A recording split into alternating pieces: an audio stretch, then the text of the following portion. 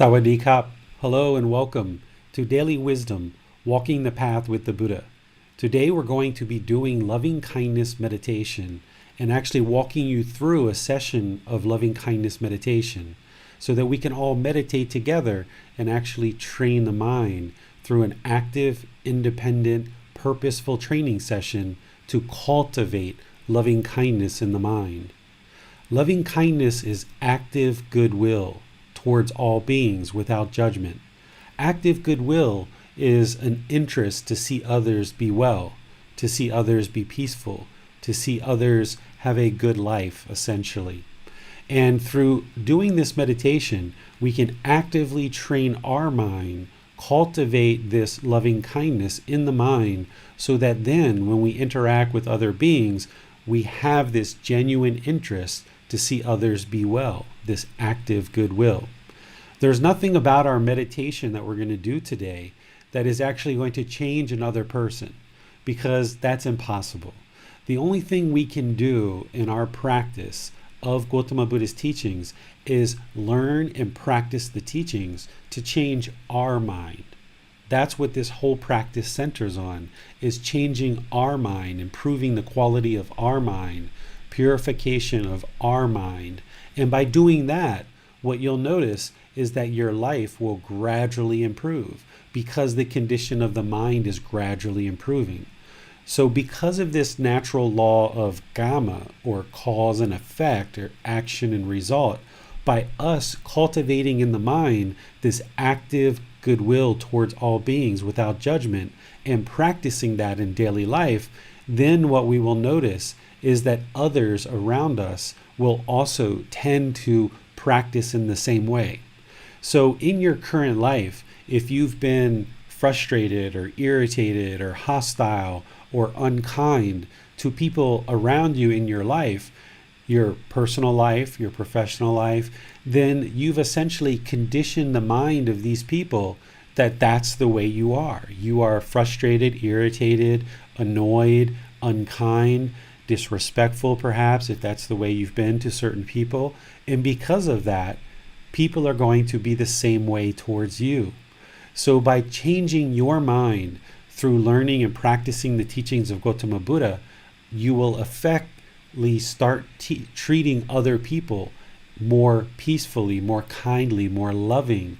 And through that, through those intentions, speech, and actions, and doing that over an extended period of time, more and more people will look at you and treat you and interact with you as a loving, kind, compassionate, generous person, because those are the type of qualities that you are practicing. So we're going to do that in our meditation session today. But before we get to that, I would just like to kind of share a few other things before we actually dive into meditation. Let's talk about why we're actually interested in cultivating this loving kindness in the mind and why it's important to practice loving kindness in daily life. Gotama Buddha discovered multiple problems about the human mind, why it's unenlightened, why we don't experience this enlightened mental state where the mind is peaceful, calm, serene, and content with joy permanently. As the Buddha, he attained this mental state on his own and discovered all these teachings that are needed in order to attain this mental state for all beings. But people who are not yet enlightened are kind of experiencing significant problems in the mind. And he summarized this into kind of 3 poisons, or 3 unwholesome roots, or 3 fires. He calls these craving, anger, and ignorance, or unknowing of true reality, also referred to as greed, hatred, and delusion, or unknowing of true reality. So far in the recent couple of weeks, we've been talking about the 4 Noble Truths because it relates to this first poison, or this first unwholesome root of craving. It explains to us that craving, desire, attachment is going to lead to a discontent mind. What craving, desire, and attachment is it's a mental longing with a strong eagerness. When the mind has a tendency to hold on, or want or expect certain things. If the mind has this outward searching for satisfaction and gratification, always looking for more and more and more, the mind is going to be discontent because it has this longing with a strong eagerness. And the only way to eliminate this is to eliminate the craving, desire, attachment that exists in the mind. And we tend to, in the unenlightened state, have these various cravings, desire, attachment for multiple things. We might crave a new car or a new job or a certain income or a relationship or clothing or shoes or even our ego or a certain amount of friends. There's all these various cravings that the mind goes through. We even have expectations for ourselves of things that we expect to do, or we have expectations for our friends or our children or our life partners. And all of this expectations, this wanting, is just craving, desire, attachment.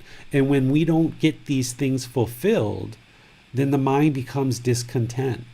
We experience sadness, anger, frustration, irritation, annoyance, guilt, shame, fears, boredom, loneliness, shyness. And if it's a pleasant thing, then once we acquire, say, a new income, then the mind gets very happy and excited and elated. All of these discontent feelings are coming from the mind's mental longing with a strong eagerness. And in the Four Noble Truths, Gotama Buddha explains to us by eliminating this outward seeking for satisfaction that we can actually attain a content mind, the enlightened mind. And he lays out an entire path called the Eightfold Path, which helps us to train the mind towards this enlightened mental state and ultimately attain it. So breathing mindfulness meditation and practicing generosity are the two antidotes to this poison or unwholesome root of craving. And that's something that we cover in this group learning program throughout the entire program.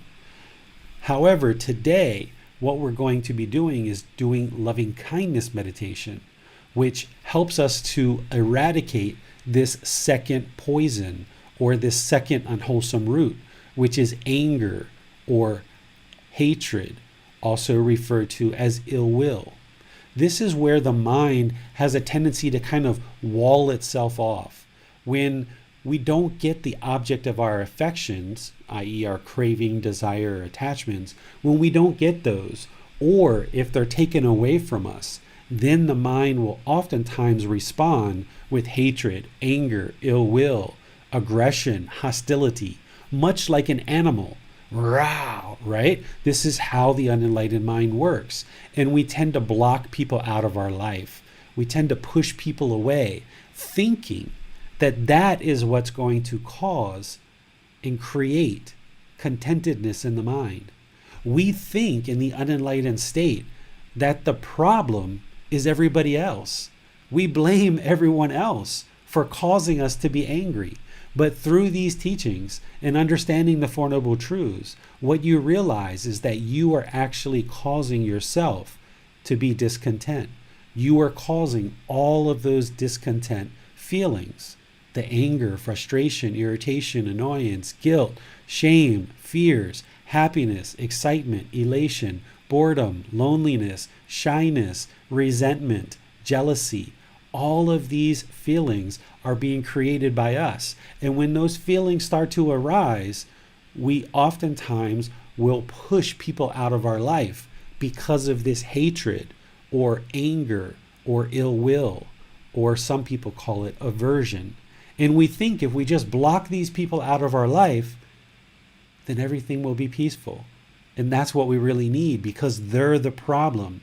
But what you realize through these teachings is that actually it's your own mind that is the problem. What an enlightened person is going to be able to do is interact and be very loving and very kind and compassionate with all beings. They're not going to push people out of their life because they're not going to experience those hateful feelings or that anger. They understand that by having relationships with other people, this interconnectivity that we have, it's actually very helpful in life to have relationships with other people. So part of our practice here with Gotama Buddha's teachings is to eradicate this second poison, this second unwholesome root of hatred, anger, ill will. And the antidote that he gives us for that is loving kindness meditation and practicing loving kindness in daily life. Well, how could we practice loving kindness in daily life if we haven't cultivated it for our own mind? And that's why we practice loving kindness meditation. By practicing to cultivate this in meditation, where you're cultivating and bringing in the wholesome quality of active goodwill towards all beings without judgment, then in daily life, we can practice that. Whether it's the cashier at the store, the gas station attendant, the government worker, whether it's our teachers, our bosses, our co-workers, whether these people are doing things that we feel are pleasing us or not, then we still need to practice this active goodwill towards all beings, loving kindness. Because see, it's really easy to have loving kindness for people who are agreeable to us. Our friends, our family, people who we like, people who get along with us, people who we feel agree with our opinions.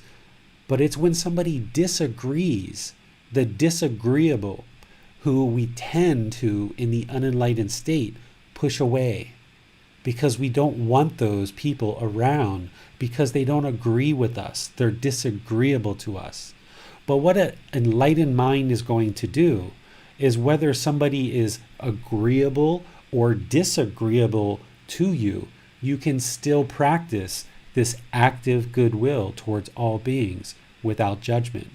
And that's what we're going to do in today's meditation, is cultivate this, and then we can apply it in daily life. And of course, anytime you're working on any of these teachings with the Buddha, it's not going to be just one meditation session and then boom, you're the most loving, kind person that ever existed on the planet. In order to really get benefit and see results with these practices, it's a gradual pursuit. It's a gradual progression of training the mind in the direction of this enlightened mind. So through multiple meditation sessions, you can actually train the mind in the direction of having active goodwill for all beings, so that you can then practice that in daily life. So meditation, the benefits of that are accumulative. So whether you're meditating for 5, 10, 15 minutes, 30 minutes, an hour, that one session is great. But you need to actually develop a meditation practice where you're meditating consistently and being dedicated to this practice over an extended period of time. And by doing that, you will see that there's this gradual, slow change in the mind, this gradual progression to enlightenment. One of the biggest myths about Gotama Buddha's life is that he sat under a tree, he meditated, and instantly became enlightened. This isn't what he explains in his teachings at all. What he explains is this gradual progression, this gradual training of the mind towards enlightenment. So I call this a life practice, because we need to develop a life practice of learning and practicing the teachings of Gotama Buddha, so that then you can implement them in daily life. You don't need to believe anything from the Buddha. You don't need to believe anything from me. What's important is that you learn and practice the teachings so that you can see the benefit, see the results for yourself. And by doing that, you will see this gradual progression towards the enlightened mind. So, loving kindness meditation and practicing loving kindness in daily life is what's going to eradicate this poison of hatred, anger, or ill will. This frustration, irritation, all of this is going to slowly fade away. This hostility that's in the mind, maybe not towards everybody, but maybe certain situations and certain people, you just have hostility or resentment. maybe things that happened in the past. This meditation is going to help you to let that go. And then, of course, the third poison, or the third unwholesome root, is this delusion or ignorance or unknowing of true reality. What this is this is how the mind is unaware of these teachings. The mind is confused. The mind is misunderstanding life. We go around, we drink alcohol, we might tell a little bit of a lie, we might kind of take something without asking somebody. We might kind of indulge in sexual activity without kind of having a real committed relationship, or maybe even, go behind a partner's back, or maybe we know somebody else has a partner and we spend time with them and, cultivating a sexual relationship, or we speak in hostile ways, unfriendly ways, or we have certain sarcastic intentions and look to be sarcastic with people and be witty, or our ego comes out and we start having this egotistical mind that is kind of arrogant or conceited, right? All of these various teachings that the Buddha shared, the mind is unaware of them. The mind is unaware how it's causing itself to be discontent. The mind is unaware of things like impermanence, discontentedness, non-self. The mind is unaware of things like the natural law of karma. The mind is unaware of the three poisons itself. The mind is unaware of so many things. It's the unknowing of true reality. And because of that, because of the unknowing of true reality, the mind just continues to crave, seeking fulfillment externally. The mind continues to have hatred and anger and hostility, blocking people off, and the mind is essentially trapped in this unenlightened state. Even though in the human realm, even though we have this human life and we have the ability to cultivate the mind and attain enlightenment, we're ignorant to that. We have delusion, we have confusion, we have unknowing of true reality. And because of that, it keeps us trapped in the unenlightened mind. And we continue to go around experiencing all the discontent feelings. We continue to have anger, hatred, sadness, frustration, irritation, guilt, shame, fears, boredom, loneliness, shyness, resentment, jealousy. And our mind just keeps moving through all of these impermanent feelings and ultimately feeling more and more miserable. This is one of the reasons why so many people in the world today have such a poor outlook on life, because the mind is experiencing all these discontent feelings and it doesn't know the way out. It's not aware. It doesn't have wisdom, because wisdom is the antidote that Gotama Buddha gave us for this third poison. This poison of delusion, ignorance, or unknowing of true reality is resolved and remedied through wisdom. Well, how do we get that wisdom?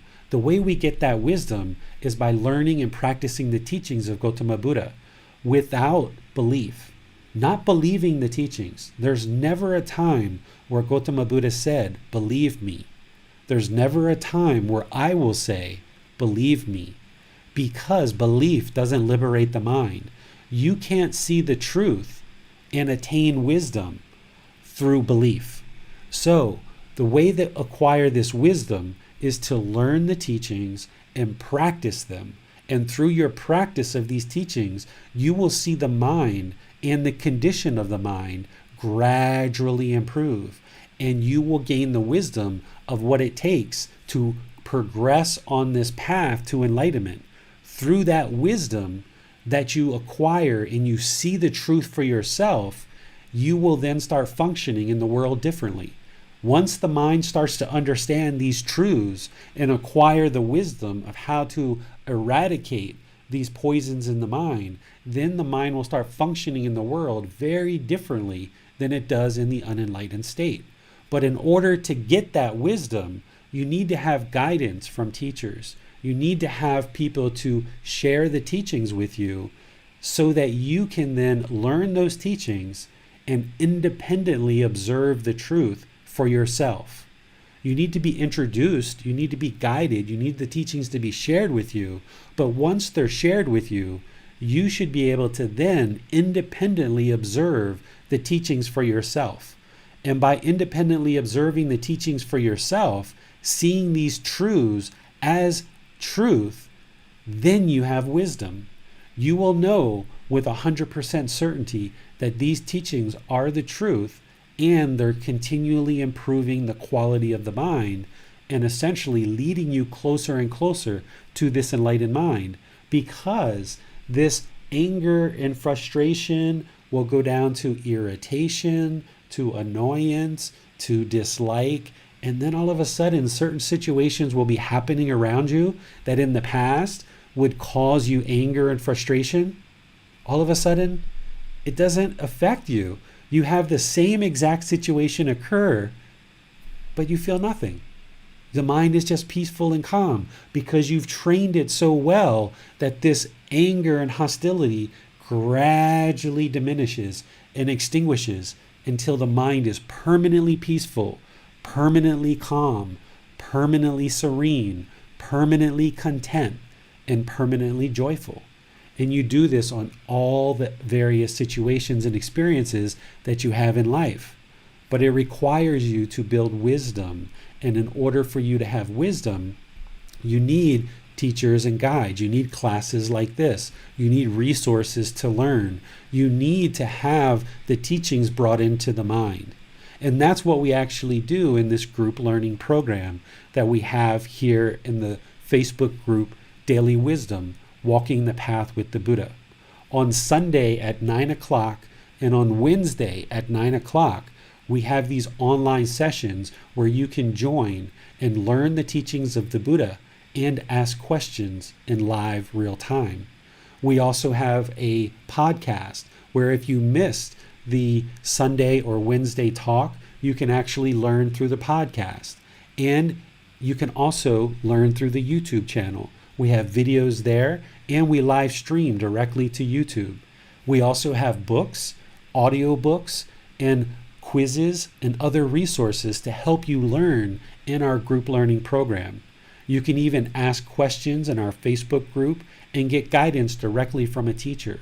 The way that our Facebook group is set up is it's not set up for members to be teaching each other. There's plenty of groups that focus on that. And if you like that, you can join one of those groups and participate in those. But if you're looking to join a group where you just get guidance from a teacher, you can join Daily Wisdom, Walking the Path with the Buddha, and you will be able to ask questions. And the only person who will be sharing guidance with you is the teacher, which would be me. So you're welcome to join. You're welcome to be able to participate in this group learning program. And you're even welcome to reach out personally to receive guidance with me. I have the ability to schedule appointments where you can click on a link, go to a website, and see my schedule. And you can actually schedule a personal session where you can receive guidance from me one-on-one through video or audio. And I take about maybe 6 to 10 of those appointments per week, and you can see them online. So all of these resources are being shared with you, and all of this opportunity is available for you to be able to learn and practice the teachings so that you can eradicate craving, anger, and ignorance or unknowing of true reality. This group learning program is going to be starting over on August 9th. So the 9th of August, which is a Sunday, we're going to be starting from the beginning of the book, Developing a Life Practice, the Path that Leads to Nibbana. Right now, we're in chapter 23 or 24, and we're progressing through this book, and we're almost finished. But in another 2 or 3 weeks, we're going to actually have finished out that 6 months of learning, and we're going to be starting all over again from the very beginning.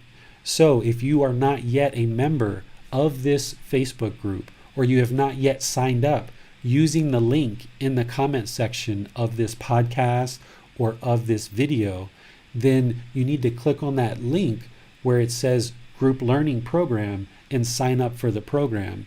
And then you'll start getting the communications of how to participate.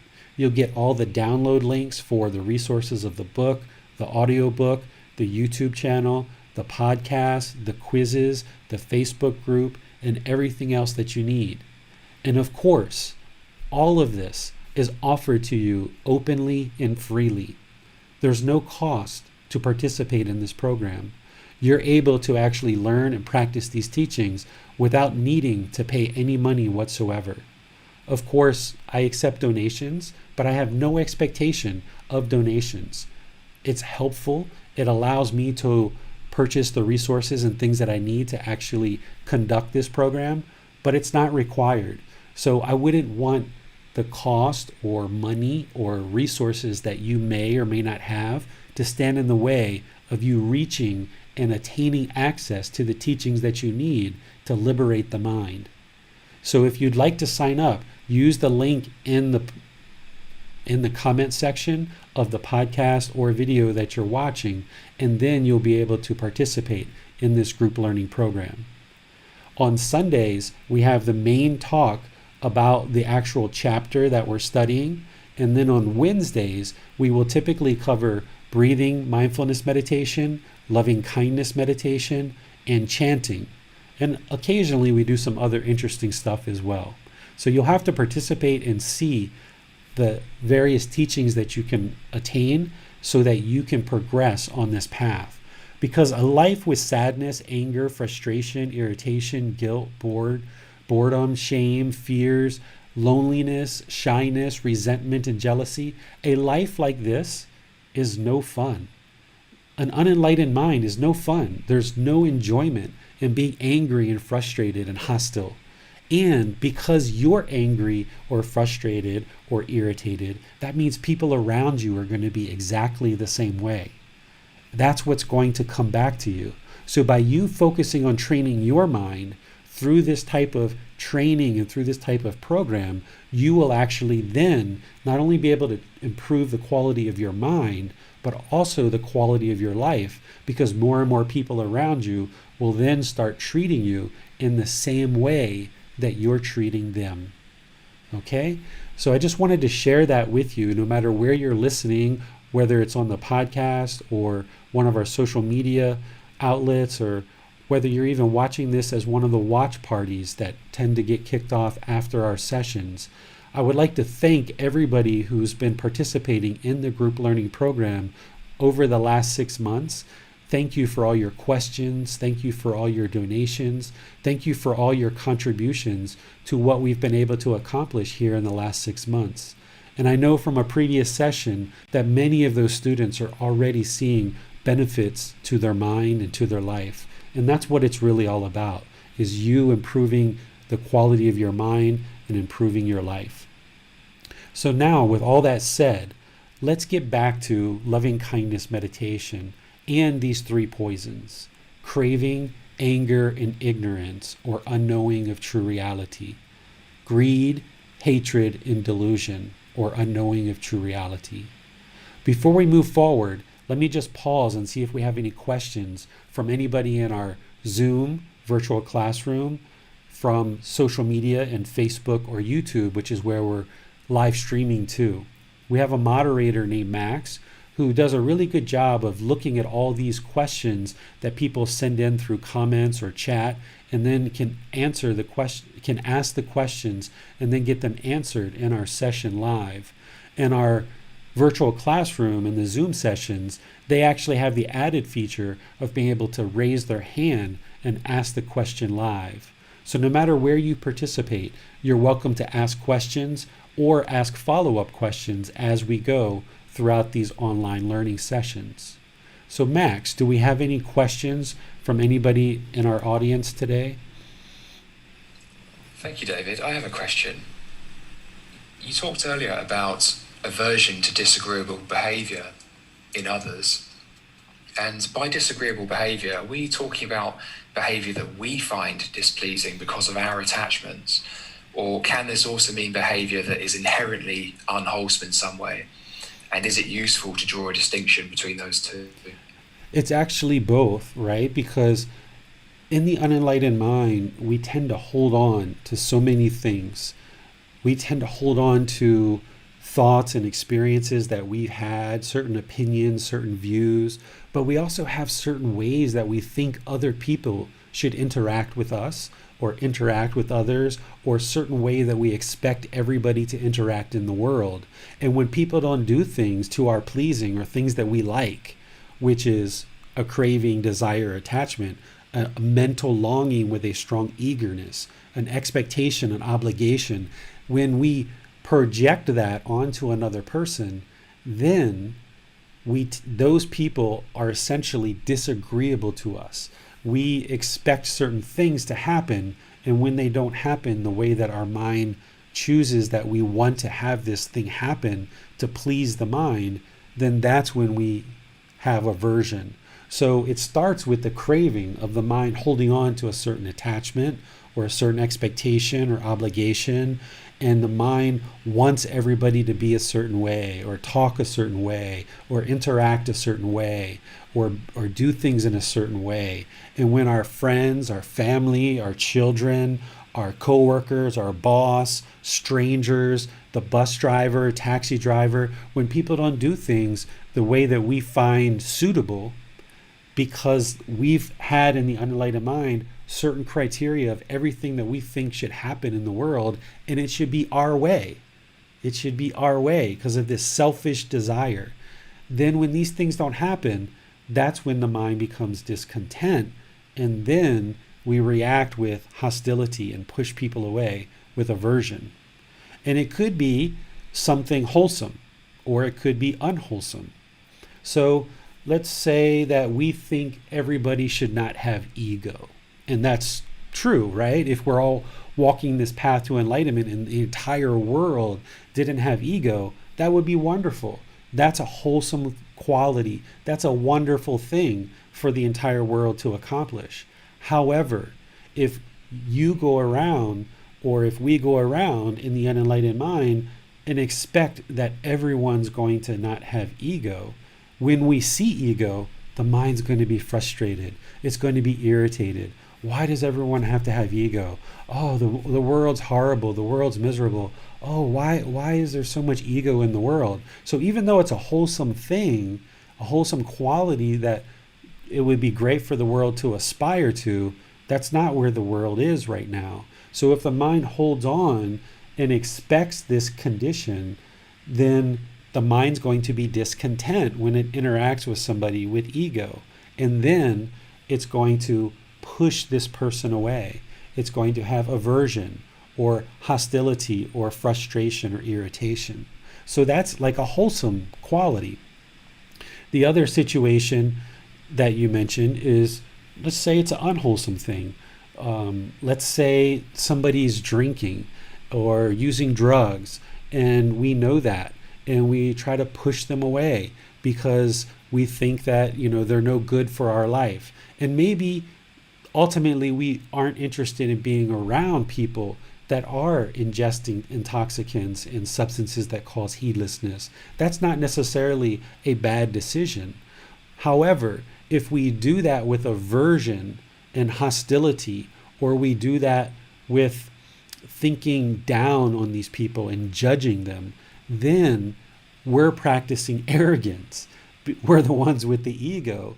And this aversion of pushing people out of our life, not having this active goodwill for all beings, will cause problems in our life, because not only are we going to push this person away that's taking in substances that we disagree with, but also other smaller situations. Maybe somebody just says a couple of words that we don't like. Maybe someone is in the habit of using the word stupid all the time, and we don't like this word stupid. And whenever we hear someone use the word stupid, we just kind of like push them away and push them out of our life. If we did that, then the mind is going to find it very difficult to interact in the world, because not everybody is going to do things in the way that's pleasing to the mind.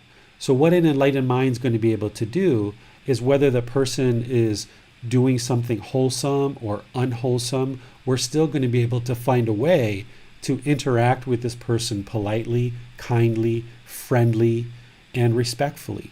Whether we see that they're doing things that are agreeable to us in terms of they're speaking polite and kind and friendly and respectful, or whether we see them speaking unfriendly or unpolite or disrespectful. We can be the same way towards both people. Nothing changes about our mind. So an enlightened mind, having attained this permanent mental state of peacefulness, calmness, serenity, and contentedness with joy, that mental state is permanent. The enlightened mental state is permanent. It's unshakable. It won't change from that mental state of enlightenment. So when we're encountering a person who's agreeable to us or disagreeable to us, the mind is going to practice the same way.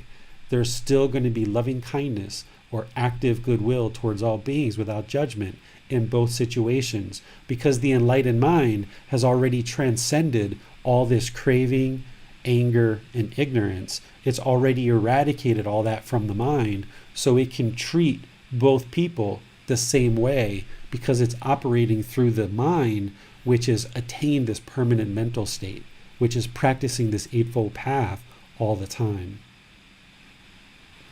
Great, got it. Thank you, David. Now, we have a comment from Shanta on YouTube. She says, when you are able to let it go and you allow the person back into your life and they have not changed, that's so hard. That is my struggle with a relative who has repeatedly overstepped boundaries. And now I feel at peace without this person in my life. I don't hold any ill feelings, but I struggle with having her in my life. I feel bad because the struggle is real with allowing her in my life when she causes issues and stresses me out. Okay, let's talk about this.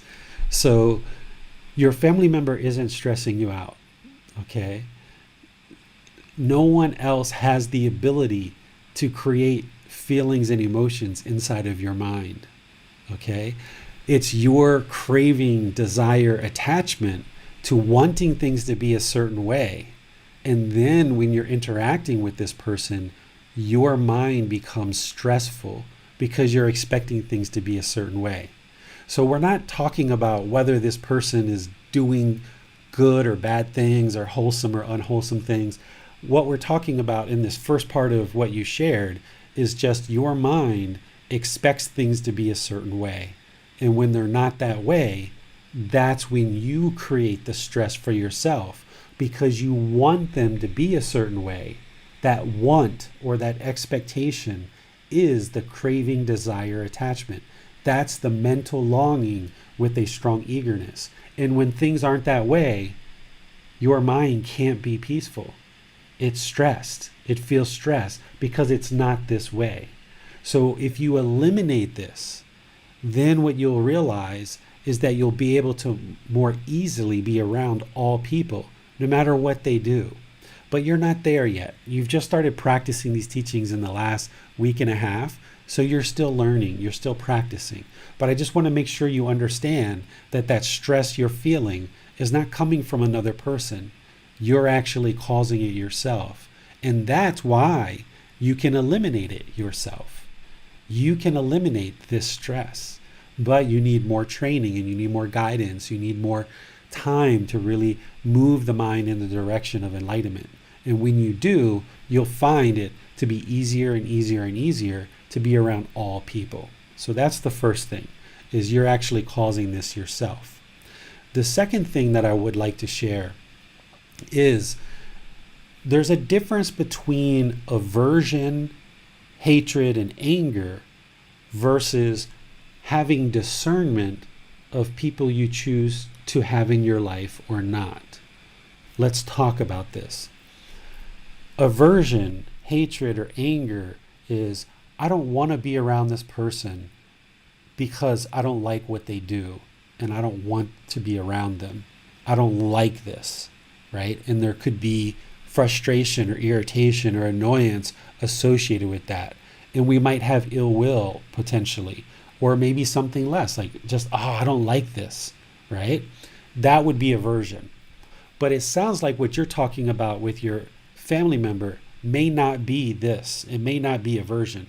It may be that you're having discernment where you're choosing that based on where your life is right now and what you're trying to accomplish, you'd rather not have this person in your life at this particular time. You still have active goodwill for her. You still have compassion. You still have non-judgment. You still have kindness and generosity and respect and all of these feelings for that person, but you just know it wouldn't be good for your life right now based on what it is you're trying to accomplish. And that's okay. If you choose not to be around certain people because you know that having them in your life is going to create complications for you because you're doing it to yourself, then it's okay to put a pause on this relationship and come back to it at another time, especially if it's a family member, because you know they're always going to be there.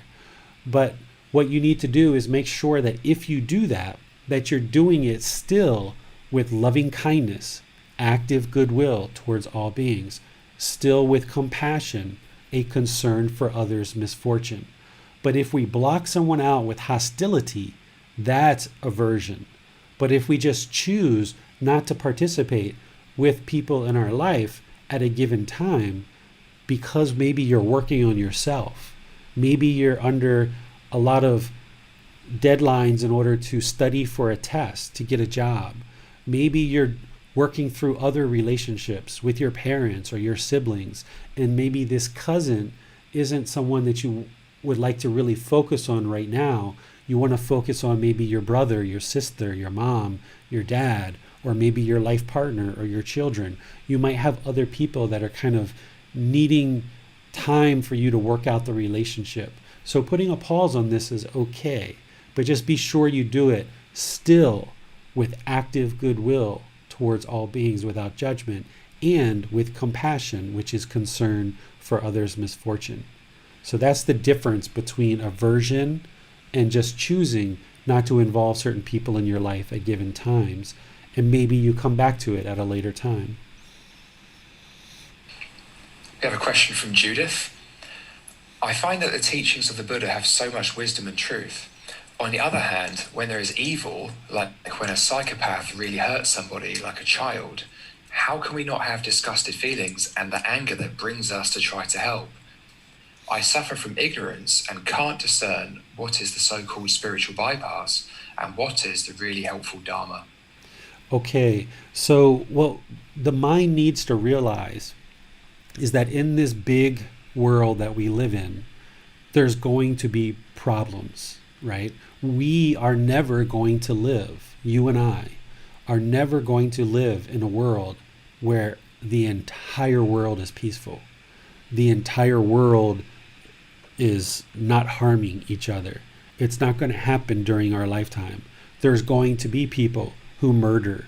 There's going to be people who rape. There's going to be people that do these harmful things in the world. So the mind has to realize that's going to happen. We don't need to agree with it. We don't need to condone it. We don't need to support it. But the mind needs to understand and realize these things are going to happen.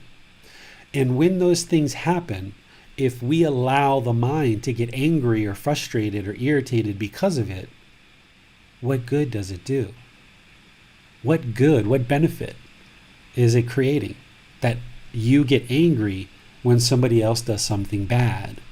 So essentially, your mind is craving, desire, attached. It has this mental longing for the entire world to be peaceful and no harm to be done. So that's a great aspiration, right?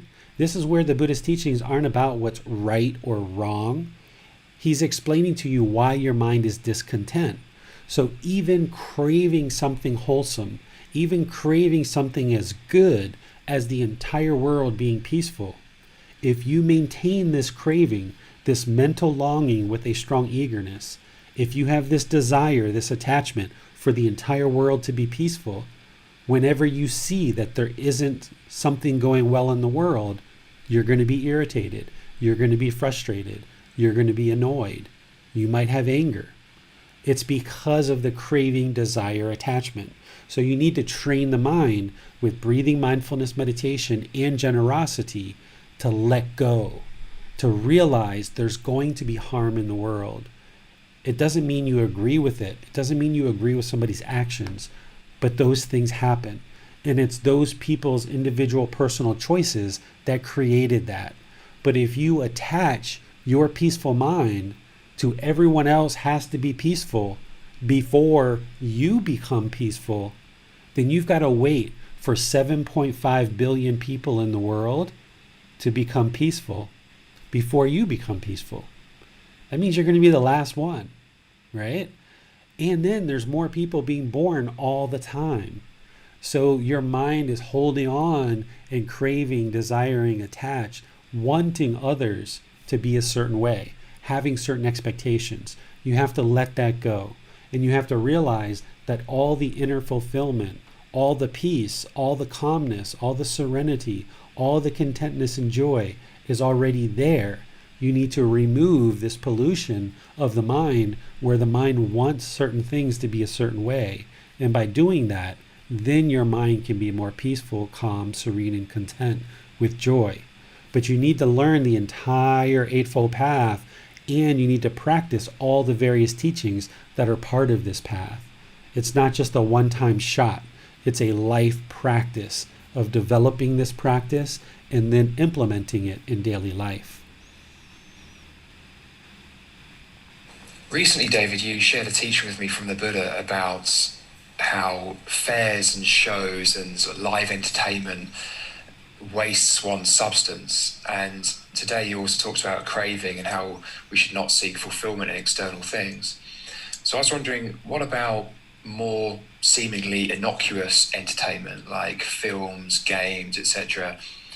Is there any use in these if we don't crave them, presuming we don't crave them? And in a world where everyone is practicing deeply, is there any place for entertainment? Yes, so it's important to understand that there's different levels of teaching, right? There's common household practitioner teachings, and then there's the higher teachings for the ordained practitioners. The higher teachings is a much more strict discipline that is more conducive of somebody to attain enlightenment. Going through the ordained path is more conducive to enlightenment because there's a really strict discipline there that if you choose to go in that direction, that you will shut down a lot of the opportunities for the mind to have craving or for the mind to sway in one direction or another. So things like entertainment or fairs or games, certain things like this, the ordained practitioners didn't participate in, and they shouldn't participate in because they're on a real strict discipline to train the mind towards this middle way of enlightenment. And what happens with entertainment, with music, with fairs, and all of these things is they're designed to create emotion. They're designed to create feelings. This is why certain music has a pleasant sound or have a harsh sound. Certain movies will be very loving or very jovial or very scary, right? All of this entertainment and all this media that we put into the mind, it moves the mind in a certain direction. And for someone who's on this real straight and narrow path of the ordained practice, the ordained path, these things will sway the mind, and it's much more challenging for that person, if their practice isn't really strong, to be able to maintain that middle way. For household practitioners, we haven't necessarily prescribed or decided to take this ordained path. However, we can use things from that ordained path to help us to train our mind. And some things with entertainment and things that you can think about is when you listen to music, you're going to see your mind is going to move in certain direction. Or if you watch certain movies, you're going to see your mind is going to move in a certain direction. These things aren't bad. It's not wrong to take in this content. But what you have to understand is you really need to develop a really strong, stable practice in which to ensure that the mind is more and more stable so that when you take in this content, you can bring the mind back to the middle. For someone who is maybe on this path and really wants to get serious with it for maybe 3 months, 6 months, or a year, or what have you, you might choose to eliminate those things from your practice. You might choose to stop listening to the news. You might choose to stop watching movies or watch them very rarely. You might choose to only listen to instrumental music have a very calming sound or something like this. And you can do that. And what will happen is you will develop right mindfulness, which is the 7th step on the Eightfold Path. Mindfulness is awareness of mind. You will develop right mindfulness much better, eliminating those things from the mind. And maybe you decide to eliminate those for a period of time and then slowly bring them back into your life. Because there's so many people out there that get angry and frustrated when they see the news. There's so many people that have challenges when they watch certain movies, and it might make you cry, or you might get upset or frustrated or angry over certain things. And if you're trying to sort out this emotion in the mind and these feelings, and the mind just keeps swaying back and forth due to all this content that's coming into the mind, then you're going to find it harder and harder to get to this middle way and really stay on top of it. So one thing you might choose to do is either eliminate it or significantly reduce it so that you can see the mind more clearly and stick to this middle way. The other thing that can happen is, remember, one of the discontent feelings is boredom or loneliness. We can sometimes really indulge in media if there's boredom or there's loneliness, and we don't see the boredom, we don't see the loneliness, we don't eradicate that ignorance or delusion, we just indulge in another craving. We just go to crave movies or music or sex or something else. All of these things in moderation can be fine for your life. However, if you're ignoring those feelings that are arising, the boredom or loneliness, and you're just lashing out and grasping on to the next craving, then you're essentially losing the opportunity to see what's causing the boredom or see what's causing the loneliness and eradicate that. Train the mind to eradicate that. So by completely eliminating or reducing this media input, you'll more clearly be able to see the pure mind that will be unaffected and uninfluenced by all this input into the mind. There was a period of time for about 2.5, 3 years, I stopped doing all Facebook. There was a period of time where I stopped watching the news for many, many years. There was a period of time where I stopped taking in this kind of content, and it creates a really good environment for you to learn and practice the teachings. Because we really spend, in the unenlightened state, we spend a lot of time sometimes taking in this content and games and movies and all of these things, when if we actually spent time to learn and practice the teachings, which will have real lasting benefit, we can do that for 3 months, 6 months, a year, what have you, and then being more firm and more stable with our mind with these practices, having a better developed life practice, we can slowly bring back in some of these other things like entertainment or gaming or going to a movie or going to a festival or a fair. Because remember, Gotama Buddha's words and his teachings, they're not rules, they're not obligations, they're not you must do this or else you are doomed, right? He never taught that way. What he's doing is he's sharing guidance, and he's saying, okay, if you would like to attain this enlightened mind where it's peaceful, calm, serene, and content with joy permanently, here's the way to do that. And he's basically pointing the way. And then it's up to anyone who chooses to strive to attain that. And he's providing guidance of how to do that.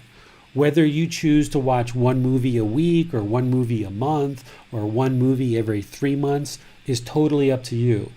If anyone ever shares all movies are bad or all games are bad, all fairs and festivals are bad, this is permanence. This is the mind looking at Gotama Buddha's teachings as rules. They're not rules. It's guidance. And if you look at it as guidance and you put together this life practice for yourself that is guiding your mind towards this enlightened mental state, then instead of somebody telling you what to do and you just checking off and following rules, you're looking at this guidance from Gotama Buddha that he gave to the ordained practitioners and he gave to the household practitioners, and you're choosing what to bring into your life when and if you choose to do it. Most people know that in order to attain enlightenment, the highest stage of enlightenment, as an arahant, we need to eliminate sexual contact. Even to attain the third stage of enlightenment, we need to eliminate sexual contact. Well, hearing that right from the beginning of the path, your mind might be like, no way, I'm not doing that. I'm not giving up sexual contact. And the beauty is, you don't have to. You're not required to. That's so far at the end of the path, you may choose not to actually do that now. You might be working on all these other things, like the 3 universal truths, the 4 noble truths, the Eightfold Path, which includes right view, right intention, right speech, right action, all of these other things. You might be working on your meditation practice, all of these other things. At some point in the future, as you work your way towards enlightenment, you can attain the first and second stage of enlightenment while still maintaining sexual contact. And you'll have a really good life in the first and second stage of enlightenment. But then at some point later in your life, you may choose, or you may not, to ultimately eliminate sexual contact. When or if you ever choose to do that is up to you. There's no judgment in these teachings. So it's each individual person's choice. It's our own individual life practice. It's our own individual journey. So even though there's these certain things that are on the path that we learn and we understand that are going to move the mind closer to enlightenment, when or if we choose to actually invoke those teachings is totally up to us. So this whole aspect of entertainment, Max, and gaming and all of these things, someone may choose to be able to give that up right now and choose to do that and then bring it back later. Somebody may choose to just diminish it a little bit in order to kind of get a more even practice. And same thing with things like sex or other things that are part of this practice. But one thing that the Buddha definitely said is this practice is all about relinquishment. All about relinquishment, essentially giving things up.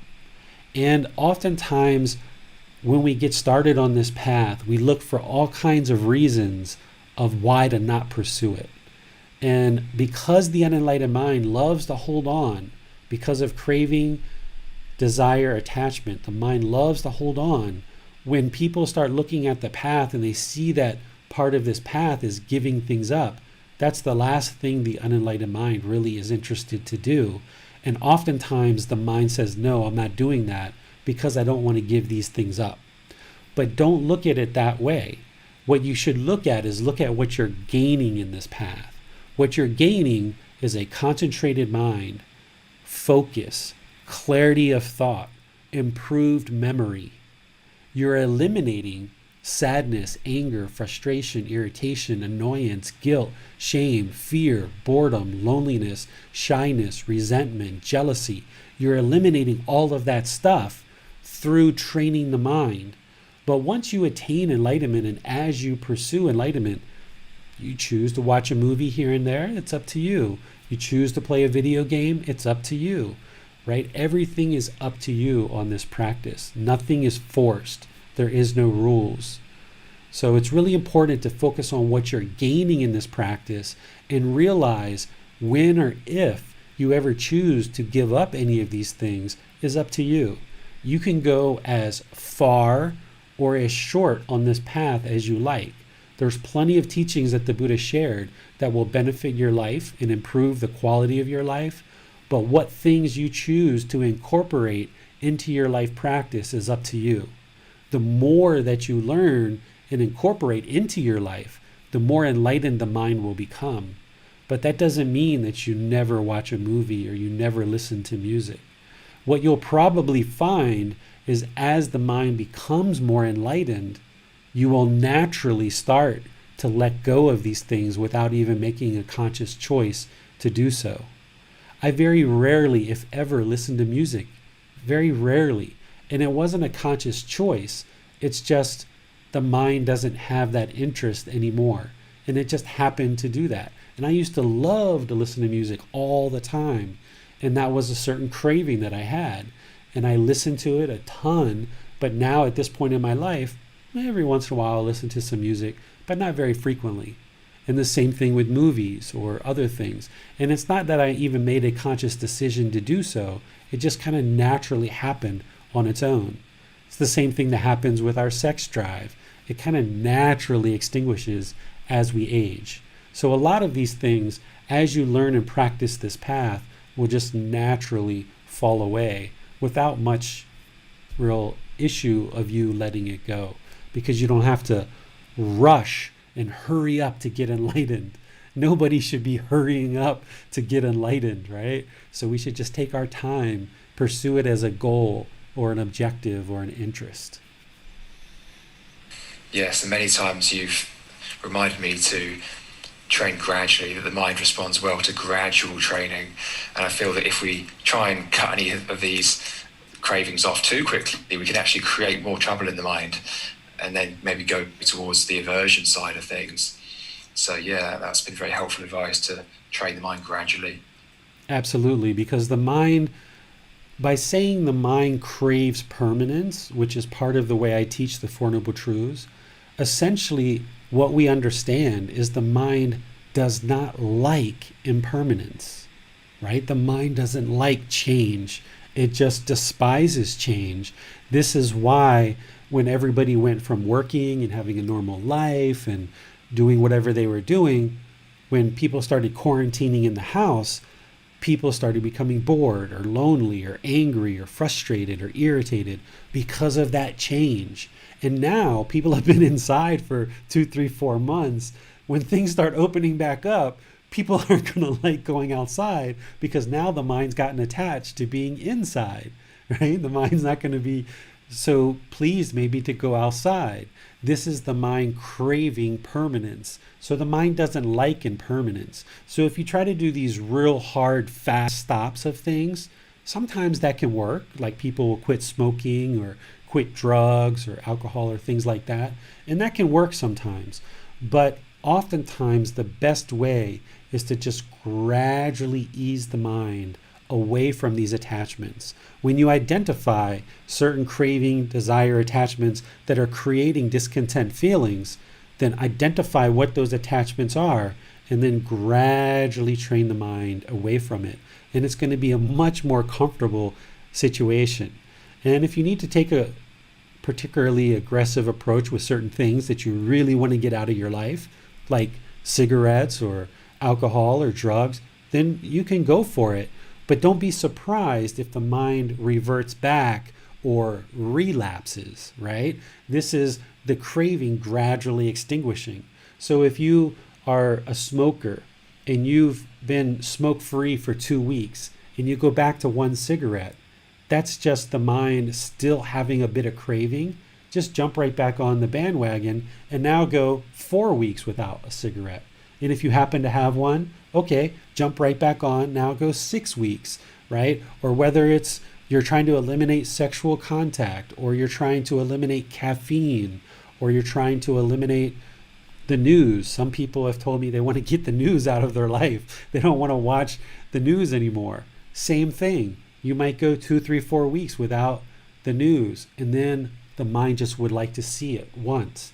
And then you get right back on and you start to extinguish it again. This is the mind, how it gradually extinguishes all of these cravings that we have. And that's how craving, anger, and ignorance, or unknowing of true reality, that's how we extinguish them gradually. It's a gradual progression. It's a life practice. And that's why the meditation that we're going to do today is so important, to gradually cultivate loving kindness or active goodwill in the mind, so that we gradually eliminate anger, hatred, ill will. We have a question from Shital, and it's actually a follow-up to Judith's earlier question about experiencing anger at the evil in the world. So Shital asks, where is our responsibility then towards society? Well, you really have no responsibility to society whatsoever. It would be very kind, very generous, very thoughtful to help society. And you can do that. And all of us will do that, right? Because you can't exist in this world without providing some kind of benefit to the world, right? We all have some type of way of sustaining our life. We all have a certain livelihood. We all work and do something, right? Whether we work outside the home or we work inside the home, there's nobody that's just really, well, there's probably some people that just sit and do nothing all day long. There's probably some people somewhere, but ultimately that's impermanent. We all need to contribute to society in some way. How we do that, when we do that, is totally up to us. But based on Judith's question of a psychopath causing harm to some innocent child, for example, we have little ability to change that person. We have really no ability to change them. We have the ability to influence them. And that's why there's these certain systems in place, right? If a psychopath, for example, harms a child, there's systems in place, law enforcement, court systems, imprisonment, things like this, to help this person see you're headed down the wrong path and there's harm here. You're causing harm, therefore harm is coming to you. This is Gama. This is the natural law of Gama. It's right here, right now. But if we see on the news that somebody has harmed a little child, there's nothing that we can really do in that situation. The harm has already occurred. It's already happened. It's on the news, which means they're either looking for the individual or the individual's already in custody. For us to get angry or frustrated at that point, it doesn't help anything. If we want to help, if we're interested in helping, we need to find a way to contribute to society to benefit people so that those things don't happen. But the mind has to realize that some of those things are still going to happen in the world. There's just no way around it. Until the entire world is learning and practicing Gotama Buddha's teachings, where people are eliminating craving, anger, and ignorance, or unknowing of true reality, this world is going to have harm. It's only his teachings that teaches harmlessness and teaches it in such a clear and concise way that the entire world can liberate the mind through observing these truths and eliminating discontentedness of mind. And until then, which isn't going to be in our lifetime, there's going to be harm in the world. And we just need to find ways to contribute benefit to society and realize that we can't solve all the world's problems. We can only do our part. Sure, I would like to share these teachings throughout the entire world, and so did Gotama Buddha. Gotama Buddha, he lived 2,500 years ago. He could only accomplish so much in his lifetime, and after that, it's up to everyone else to do their part.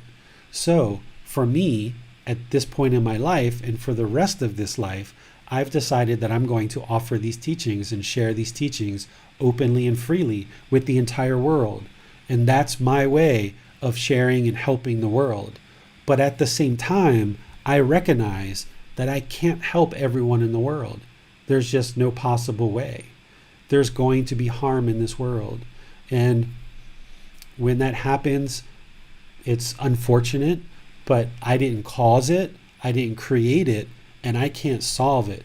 The only thing I can do is offer these teachings to whomever chooses to come and learn and practice them. And from there, it's outside of my hands. The Buddha talked about what we're talking about now. He talked about it as fretting about the world. Essentially, as you're moving through this path and you're training the mind, you get to a point where you're fretting about the world. Essentially, you're worried about the world, or we might complain about the world, right? We're worried about the world. Well, if you allow the mind to hold on to that and continue to worry about the world, we worry about everybody else, then your mind is still holding on. It's still craving, it's still attached. You're never going to get to enlightenment, which means there's going to be rebirth because you're still worried about the world. You need to transform this worry into concern, because a worried mind is going to see all the problems and it's going to be discontent. But a concerned mind is going to see all the solutions to the problems and it can be content. A concerned mind that sees all the solutions to the problems, it can be content because it knows the solutions. Where a worried mind is just going to go around and worry and worry and worry and worry because there's so many problems and so many problems and so many problems. It's going to be discontent because it's worried and it's worried and it's worried. But a concerned mind knows the solutions to the problem. And for me, the solutions are Gotama Buddha's teachings. By sharing these teachings in the way that I do, I know that the world is only going to get better and better and better. So therefore, I can be content knowing that I'm doing my part and I'm doing the best that I can do with the amount of effort that I can provide. And through those efforts, the world will become a better and better place. So I see all the problems. I know that there's an enormous amount of problems in the world. If anything, those problems motivate me to do what I'm doing even more and more. But not only do I see the problems, but I also see the solutions. And the solutions are for people to learn and practice these teachings. So therefore, I can be content because I know, just like the human mind is going to gradually change, gradually progress, the humanity is going to do the same thing. We can't just snap our finger and then all of humanity becomes peaceful. It doesn't happen that way because each individual's mind needs to gradually evolve to this higher consciousness, and that's not going to happen overnight. So you need to be content and realize the best thing you can do is work on your own mind. Don't fret about the world. Allow the world to do whatever the world's going to do. The world will be just fine. It will sort itself out. But you need to work on your own salvation, your own mind, purifying your own mind, creating peacefulness, calmness, serenity, and contentness with joy. Don't attach your contentedness to what everyone else is doing in the world. You have to seek that inner fulfillment, that inner contentment on your own, through your own mind, not attaching it to what others do or don't do. We have another question from Shital. What is the enlightened mind interested in, if not any worldly thing? Well, every enlightened mind is going to be a little bit different. All enlightened minds are going to be peaceful, calm, serene, and content with joy, right? Permanently. But what each individual person does is going to be different. There's going to be enlightened people who are in politics. There's going to be enlightened people who are construction workers. There's going to be enlightened people who are police officers, or perhaps, or taxi drivers, or monks, or teachers, or waiters or waitresses. Everybody is going to choose to contribute in the world as best that they can and however they choose to. When we talked on Sunday in that symbol of enlightenment where it goes around in a circle and then it kind of winds through this path, becoming more and more and more and more and more narrow, by the time you get to enlightenment, you've shed away all the ego and craving and anger and ignorance. You've shed away the self, these self-images, or self-identity, the self-image. And by the time you get to enlightenment, you're going to know what it is that you need to be doing in this world in order for you to contribute. Because right now, your decisions are all motivated by craving, anger, and ignorance, or unknowing of true reality.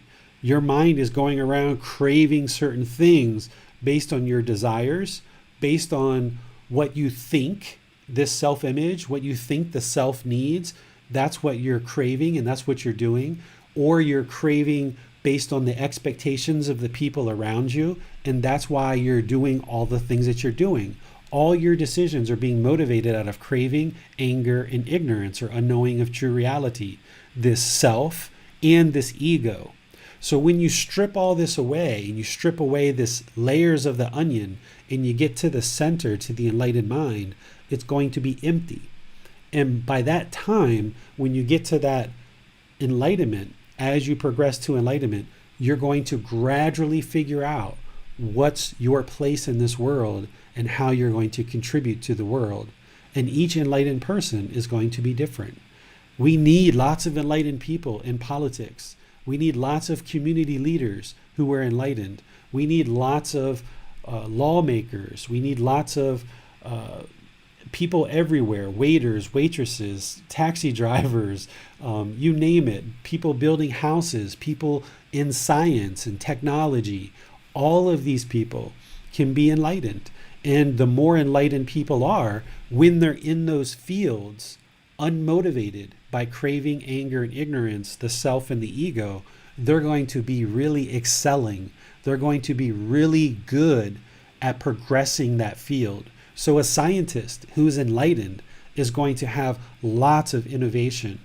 A politician who's enlightened is going to have lots of success of leading people in that community leadership role. People who are doing various things, enlightened people are going to really be able to help the world. And as a humanity, gradually more and more and more and more people will become enlightened until the entire world is enlightened. But it's not going to happen during our lifetime. I find it inspiring to imagine the difference that would make on corporate business if they were managed without craving, without greed, just what an impact that would make on the world. Absolutely. Absolutely. So many decisions, all the decisions of unenlightened people are affected by this craving, anger, and ignorance. And that's why, and that's what creates the unwholesome Gama. Because decisions are being made based on craving, anger, and ignorance, this self and ego, they're not always the right decision based on wisdom. So people are making these decisions based on craving, anger, and ignorance, the self and the ego. And that's why what's coming back isn't always wholesome, because unwholesome decisions are being made. But by eradicating and eliminating, extinguishing craving, anger, and ignorance, the self and the ego, better and better decisions are made in the world. And as more and more human beings make these better decisions, the world will gradually get better and better and better. Why is our world so polluted? Because we did it. Because the unenlightened mind. Because of this craving, anger, and ignorance. We crave certain conveniences. So we created all this plastic, right? And because of our ignorance of knowing how we're affecting the world, people just threw it out and threw it out and threw it out. And we've polluted the world, right? Through dumping oil, through all the things that we've done through the water systems, through our earth.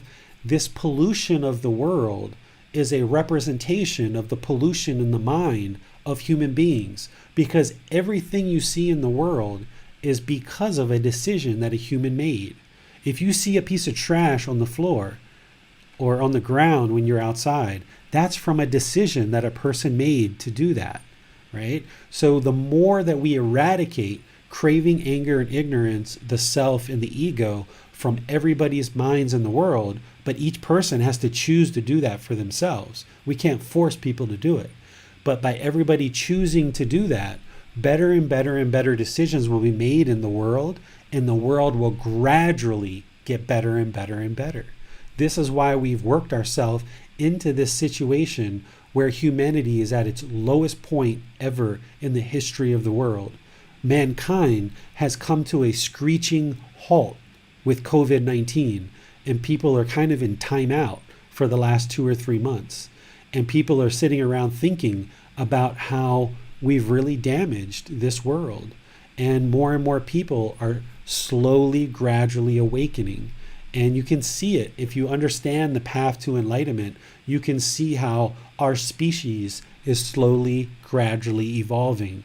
But it's not going to happen overnight. And we can't force other people to do it. So the only thing we can do is focus on your mind, So Chantel or anyone else who's joining us today, or anyone else who hears this on the podcast or anywhere else, you focus on your mind. That's the only thing you can do. If people ask you what you're doing, you can tell them, you can encourage them, you can let them know, but don't do it with eagerness or this longing. Just gradually let them know that you're learning and practicing the teachings of the Buddha. And that's why your mind and your life is improving. And the more and more people that start becoming aware of Gotama Buddha's teachings, the whole world, all of humanity will gradually evolve and become more and more enlightened. We're not going to see during our lifetime the entire world enlightened. So we have to get comfortable with the fact that we can only work on our own mind. Chantal also asks, what is the purpose of this life or birth on this earth? Great question. The purpose is to attain enlightenment. There really is no purpose, truly, other than to attain enlightenment. All the things that we do, job, relationships, activities, hobbies, sporting events, these are all modern things that we've created in order to occupy our time. In prehistoric times, when humans kind of first started evolving 5 million, 6 million years ago, all humans were interested in during that time was just existing peacefully, right? Just peacefully coexisting. Do I have food? Do I have warmth? Do I have something to keep the body comfortable? They were only interested in existing. Prehistoric humans weren't trying to figure out what's my importance, what's the significance of this life, what's the purpose of this life. It's only the modern ego that is choosing to try to figure out what is the real purpose here? Why are we really here? Well, the true answer to that question is there is no purpose. There is no purpose for us to be here other than to eliminate this cycle of rebirth. And the way that we do that is through enlightenment. By attaining enlightenment, we stop this constant cycle of rebirth that we've been on for eons and eons and eons and eons, being so many different animals and so many different beings in the past. The reason why you and I still exist is because we haven't eliminated craving, anger, and ignorance. As soon as you do, you will attain enlightenment and you will no longer be reborn. And you will know that you've done it because the mind will be peaceful, calm, serene, and content with joy. You will have the truth for yourself. So you won't be waiting until you die to determine if you've made the right choices or not. You'll know now in this life. So there really is no purpose to this life. We just occupy our time with various activities to sustain our life and sustain our livelihood and maybe a little bit of entertainment here and there. But the ego craves this purpose because there's got to be some purpose, right? There's got to be some importance, right? The human ego wants this importance. It wants this significance. There's got to be some reason while I'm here. No, there isn't. Because 100 years from now, 200 years from now, 500 years from now, nobody's even going to know you existed, Chantal. No one's even going to know you existed. No one's going to even care you existed, right? It might be hard for the ego to hear that, but no one's going to care you existed. There's no purpose for you being here other than the fact that your mind is still holding on. And when you let go, then the more you let go and you train the mind to enlightenment, you'll stop existing. That can be one of the motivators to encourage you to learn and practice to attain enlightenment, is because to a certain degree, life can be pretty miserable in the unenlightened state. It can be pretty miserable. And that misery that you experience, that sadness, that anger, that hostility that you experience and that other people give to you, let that be your motivator of I'm getting out of here, right? I'm getting out of here. If you were in a room with 3 or 4 people and they were just hostile and angry all the time, you'd probably turn around and leave. You're like, I'm out of here. Well, that's what's going on here in this world. If you really don't like what's going on in this world, you don't like seeing children be treated poorly, you don't like seeing women or men or people who prefer same-sex relationships or other people being treated unfairly, then the best thing you can do is work on your own mind, eliminate craving, anger, and ignorance, and get out of here through attaining enlightenment and extinguishing this cycle of rebirth. There's no purpose other than to attain enlightenment. So sustain your life in whatever way you need to through a livelihood that's wholesome, where you can make enough money to support your clothing, your food, your water, your shelter, your medical care. But use your time to learn and practice these teachings so that you can get out of here. There's no reason to be here. We have a question from Pratik. He asks, does eating domestic meat and fish cause a violation of the first precept? Sometimes I come into conflict with my family regarding this eating fish, which causes more suffering to me and my family. How to find the middle way? Okay, so I don't like to use the word violation because that makes it sound like these are rules, right?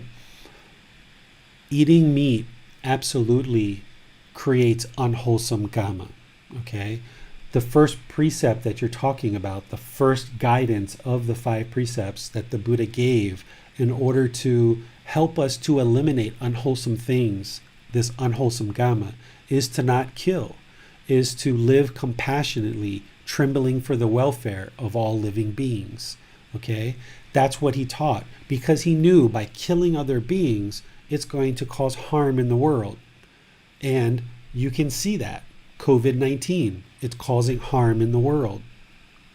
You can see that the environment has been trashed by us producing animals and growing them and killing them and then ingesting them. You can see the harm that the physical body takes on more disease and ailments because of eating meat. The meat that we eat, or that some people eat, is injected with drugs, toxins, hormones, things like this. And even if it's not injected, it's still picking it up from the groundwater. So when someone eats meat, it's well known that it causes disease and illness in the body.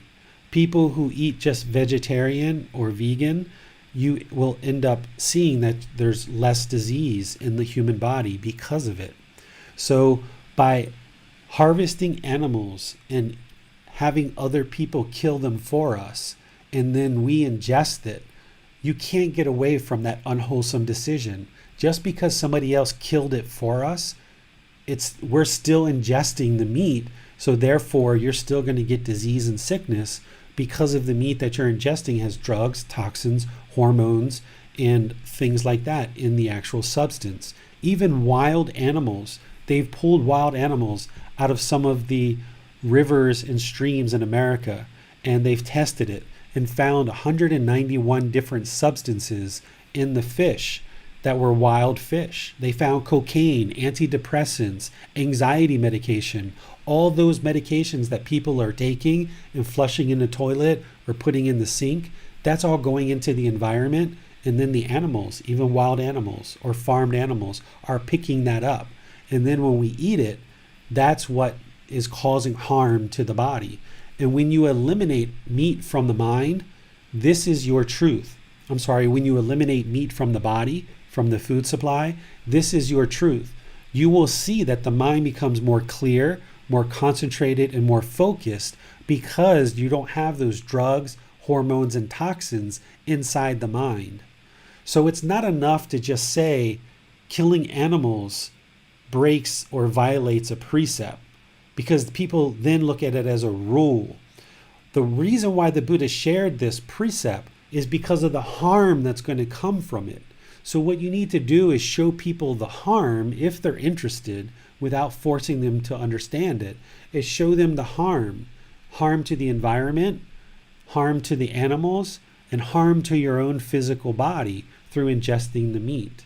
So if we are killing animals, yes, we are not following the guidance of the first precept.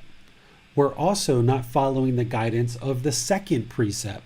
The second precept is only take what is given to you. await what is given, right? Don't steal, essentially. So by killing an animal, you're stealing its life. So there's two teachings that the Buddha gave that are being not being practiced when we ingest meat. And then there's a third teaching that he shared where he talked about right livelihood. As part of the Eightfold Path, he gave 5 livelihoods that he said if we did these livelihoods, they would cause harm in the world. Therefore, harm is going to come to us. One of those livelihoods is to have a trade or business in living beings. And the second one is trade or business in meat. So by not practicing these teachings, it's causing harm in the world, and therefore harm is going to come to us. These are 3 key teachings that the Buddha shared. One is about killing and living compassionate. One is about stealing, and one is about livelihoods. By not doing these, we are seeing the harm in the world.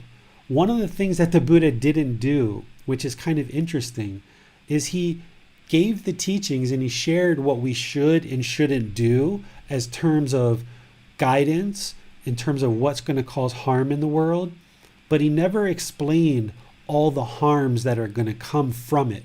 He said it was going to cause harm, but he didn't say what those harms are. And one of the interesting things about where we are in our time in history, 2,500 years later, is now we can look at his teachings from 2,500 years ago and we can see the harms from 2,500 years of not practicing those teachings, what those harms are. So we can actually see the harm where he might not have explained what the harm was. He just said, this will cause harm. But now we can see it. So if you look at the harms, you can share that oftentimes with people, and they may choose to change their practice and they may not. My wife and my son still eat meat. They eat less, but they eat meat. But I don't try to force them or push them, or I don't have an expectation that they have to switch to become vegan or vegetarian. They know and they support me in my practice, but they have a certain craving for meat and they have to extinguish it. And it's their practice. They have to find the right time of when or if they're ever going to do that. And that's their choice. By them eating meat, it's affecting them. I've shared it with them. They've talked and we've discussed it. It affects them. It affects the health of their body. But they have to experience that karma. That's their choices. It doesn't affect me. That's their choice. That's their life practice. And if I went around being angry because they're not eating vegetarian and vegan, then my mind's not going to be peaceful, calm, serene, and content with joy. I have to let them be their own people. So you can share these things with people if they ask you, but if you try to push it on people, they're going to resist it, and you're not going to be successful in helping them to see the truth. But if you want to see the truth, just stop eating meat, gradually move away from it, and you'll see the body and the mind will become more healthy. We have a follow-up from Judith. Do plants have a soul? I don't like that we are in a dimension in which species eat each other. What is the difference between eating meat, plants, or mushrooms at a spiritual level? Okay, so in order for there to be a living being, there needs to be 3 things. There needs to be an egg, a sperm, and a consciousness. These 3 things need to come together in order for there to be a living being. If we're killing a living being, then there's going to be harm from that. So animals and humans are living beings. There's an egg, a sperm, and a consciousness. Okay, if we kill animals or humans, there's going to be harm from that. Plants, mushrooms, lemongrass, broccoli, lettuce, all these things, they're not living beings. They're plants. They don't have an egg, a sperm, and a consciousness. They don't have a mind. So we're not causing harm by eating plants. And that's what we need in order to sustain our life. So that's what we need to eat in order to replenish this body and build up its strength and give it energy. We have a question from Manal. She asks, Teacher David, as silly as this sounds, yesterday I might have killed what looks like a giant cockroach. I was trying to move it out of the way under a cup, but I didn't realize it was immobile by the time I had released it. The reason why I bring this up is I feel guilt for disturbing the life it had. Guilt typically involves understanding this, but we might still continue doing things. On the topic of guilt, does it help or hinder?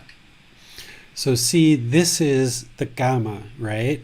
A lot of times people think that Gama or karma is this mystical, magical thing in the sky that is like a bank account that we add or subtract from. What Gama is the result of our decisions. When we make good, wholesome decisions, good, wholesome things come back to us.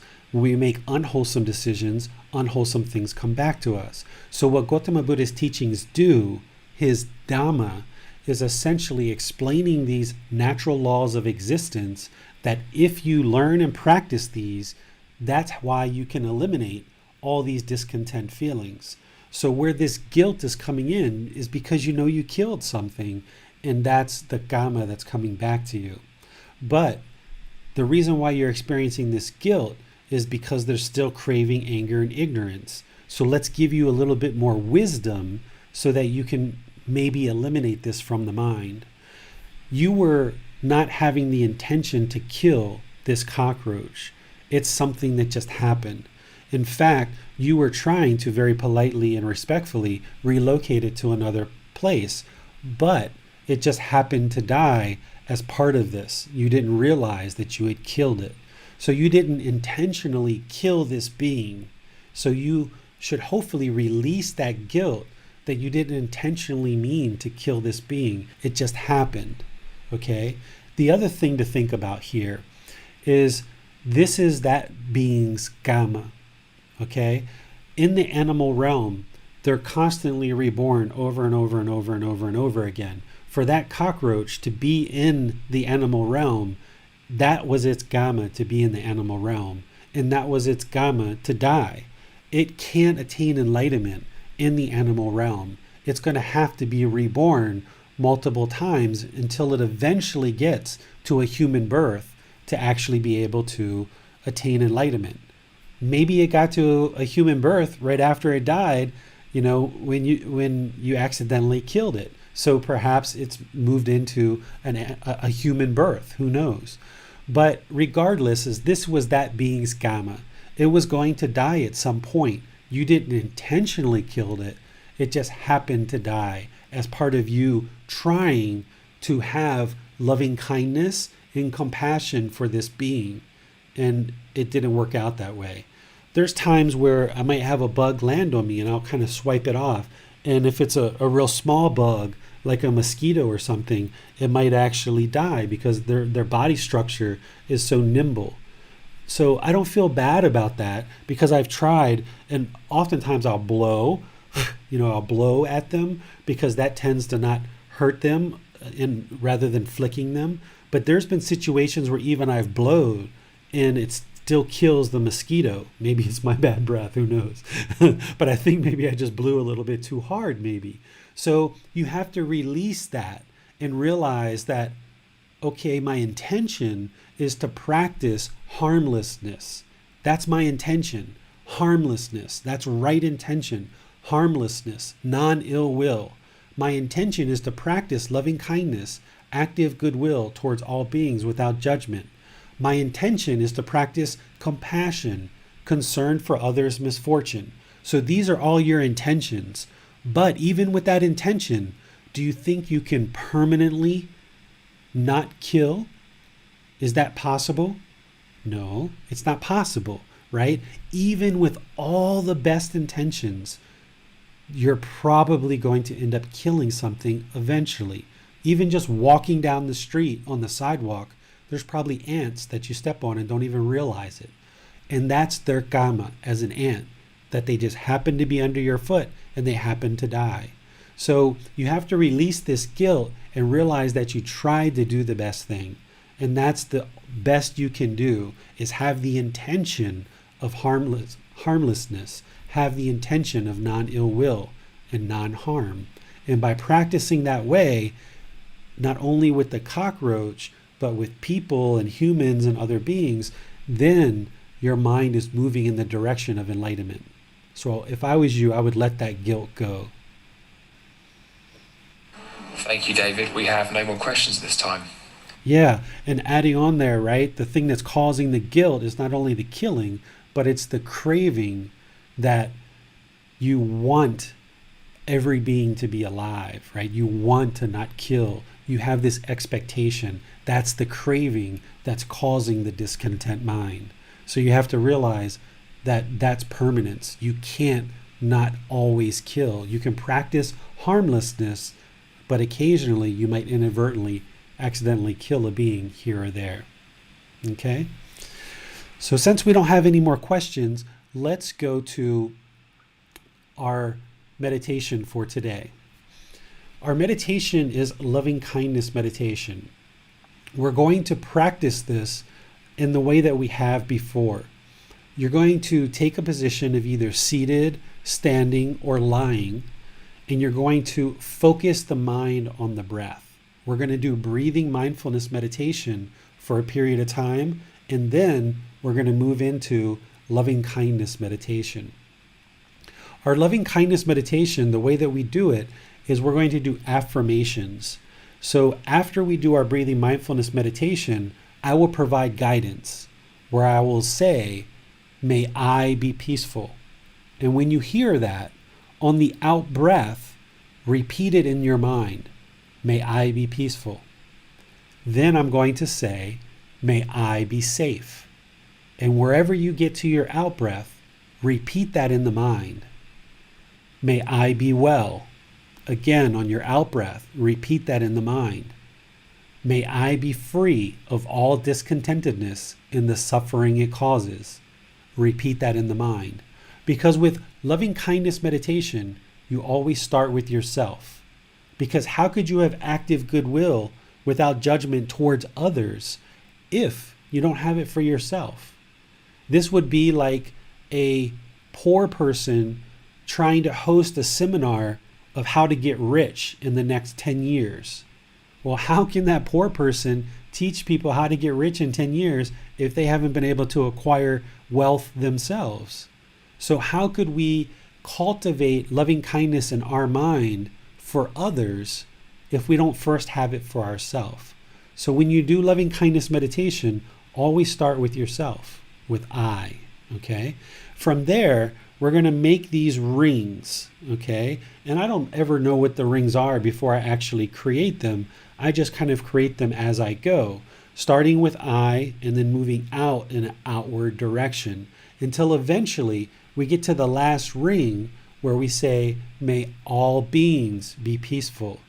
May all beings be safe. May all beings be well. May all beings be free of all discontentedness in the suffering it causes." Because you don't want to leave anyone out. And remember, we're not praying, asking other beings to be loving and kind, right? We're not trying to influence others through our meditation. That's not how meditation works.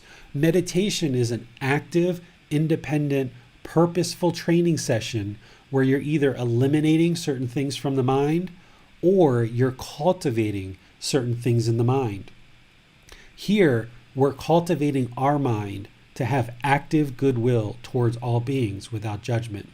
And by us changing our mind, then we interact with other beings differently. And because of Gama, then that's what comes back to us slowly over time. Okay? So I will create these rings as we go. And each time I do this, it's kind of different. It's never the same way. What I've shared with you here in the book and in our display is may I, may we, may all beings. I very rarely did it this way when I used to do loving kindness meditation a lot. Very rarely would I do it this way. Usually there in the middle, there's lots of other rings depending on how long you would like your meditation to be. 20, 30 minutes, it's probably about 5 to 6 rings would be about 20 or 30 minutes. And if you would like more than that, you can do more than that. Or, for example, like in Chantel's case, if she's having trouble with a certain family member and cultivating active goodwill towards your mom or your dad, you may want to pick them individually. You may want to start with I and then say, may my mom be peaceful. May my mom be safe, right? Go through that. May my dad, go through that. May my cousin, right? You can do people individually like this. And again, you're not trying to change them with your meditation. You're trying to change your mind. So if you've got resentment or anger or hostility or aggression towards any particular people, whether they're currently in your life or whether it's from past events, you should be doing this loving kindness meditation every single day, and you should be including them in your meditation so that you cultivate this active goodwill. Your practice isn't based on them. So let's just say I grew up and was sexually abused when I was a child, and say that I haven't seen that person for 20 years, but in the mind, there's still this resentment and anger and hostility. That's not helping me. It's not helping me. So this meditation can transform that resentment and that hostility into active goodwill for all beings. It doesn't mean you're going to go talk to that person. It doesn't mean you're going to go have a relationship with that person. It doesn't mean you're ever going to see that person again in your life. However, if you hold on to this resentment and anger and hostility in the mind for this person from 20 years ago, then your mind isn't peaceful, calm, serene, and content with joy. So you've got to let this go. You've got to get this out of the mind. And remember, with sexual abuse, you were a victim. This person harmed you. If you hold on to this resentment, you're allowing them to still harm you. So let it go. It doesn't serve any wholesome purpose to hold on to this. So this is a meditation that can really help you to eliminate that. Again, not that you're ever going to see that person again necessarily, but at least you can clear this out of the mind. This is how you clear out past traumas like this that have happened to you in your life through breathing mindfulness meditation and through loving kindness meditation, which is what we're going to do today. Okay, so let's go ahead and get into our meditation position, whether that's seated, lying, or standing. If you're going to sit on the floor, you probably want to cross your legs and get your rear up in the air a little bit high. That way it'll reduce the angle on your hips, and it will release the circulation and allow the circulation to flow in your lower legs. Just cross your legs, just nice and comfortable. You don't want them to be real tight. Your upper body should be in the middle, not slouched and not real rigid. Okay, you want to maintain your upper body with your own muscles, because this is going to maintain an active, attentive, and alert mind. By doing that, we can then train the mind. If the mind is sluggish or inattentive, then we can't train it. So by maintaining our muscles to be engaged in the upper body, now we can actively train the mind because it's attentive, because we're using our muscles. So if you're in a chair, don't lean back unless your body's just really painful and you need it. Okay? Try to maintain that alertness of the mind. With your hands and arms, Gotama Buddha put his right hand on top of his left and put his thumbs together, and then put those in your lap. If that works for you, use it. But remember, this practice isn't about everyone doing it exactly the same way. So if you'd like to put your hands on your lap or on your knee or on the armrest of the chair, go ahead and do that. Whatever is comfortable. You would like your body to be comfortable but not luxurious. Because if your body is luxurious, it's going to have a tendency for the mind to turn off. So allow the body to be comfortable in whatever position you need to be able to do that. These are a couple suggestions for you.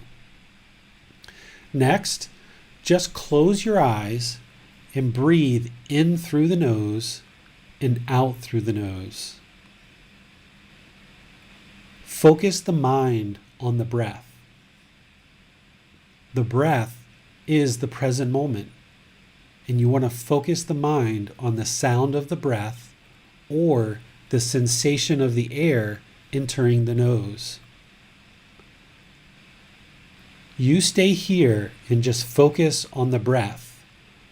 I'm going to do some chanting in order to ease the mind into meditation, and then I'll be back with you with some guidance to help you deepen your breathing mindfulness meditation and then to guide you in loving kindness meditation. If you know these chants, you're welcome to chant along with me.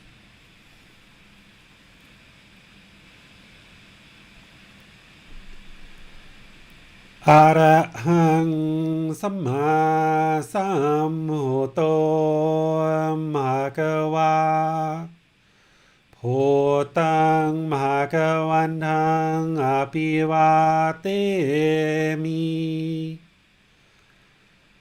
Savakato Bhagavata Tammo Tamang Namasami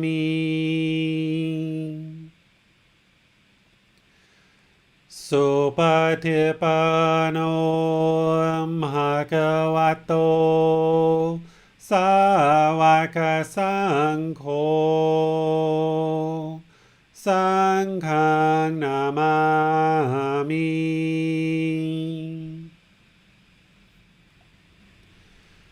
Namo tassa bhagavato arahato samma sambuddhassa.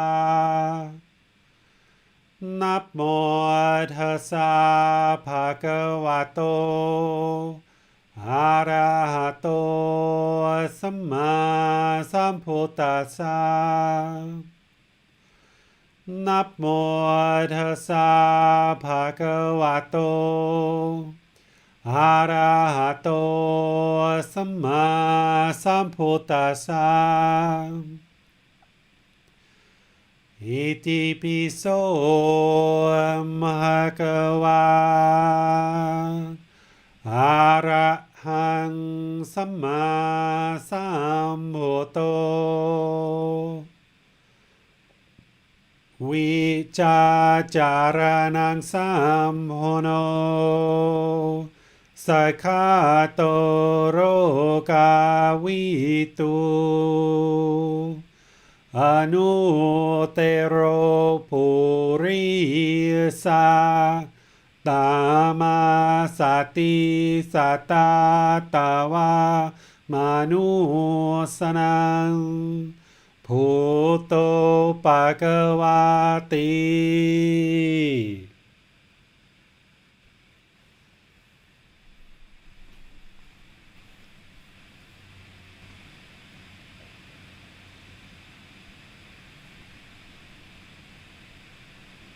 Okay, you should be breathing in through the nose and out through the nose. Fixing the mind on the breath. The sound of the breath or the sensation of the air entering the nose over the skin. Fixing the mind on the breath, this is the present moment. As the mind chooses to take you in the past or the future, just cut it off. Wherever you notice that, just cut it off, let it go. And bring the mind to the breath.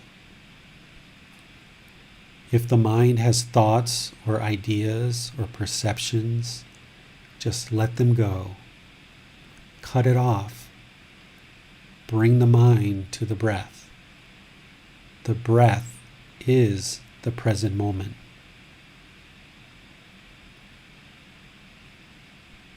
I'm going to leave you on your own to just establish your breath. Work on eliminating craving, desire, attachment, that mental longing where the mind holds on and holds on. Bring the mind into the present moment by fixating it on the breath. And then I'll be back with you for loving kindness meditation. You have nowhere to go, nothing to do, and no one needs you right now. This is your time to train the mind. Focus on the breath, the present moment.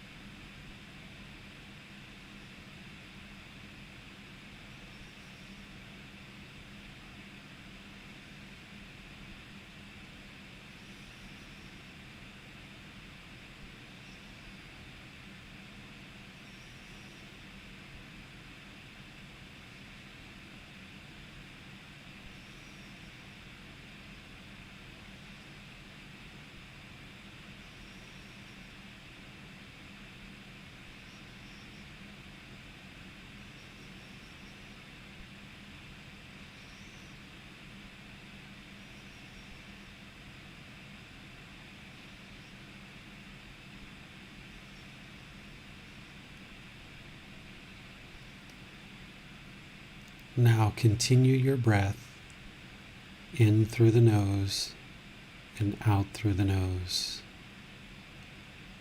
Continue to focus on the breath. But now add this affirmation each time you get to an out breath. Just say this affirmation in the mind to cultivate loving kindness, active goodwill towards all beings.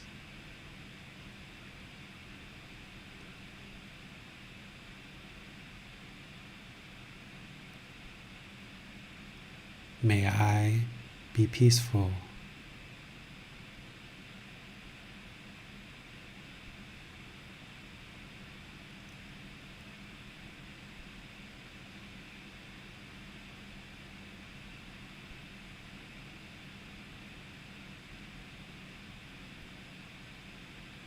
May I be safe.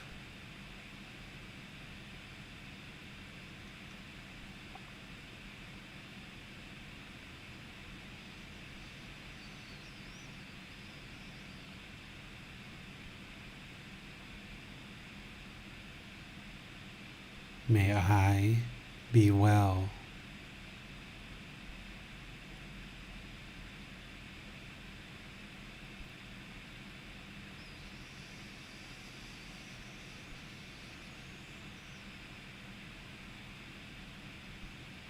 May I be free of all discontentedness and the suffering it causes.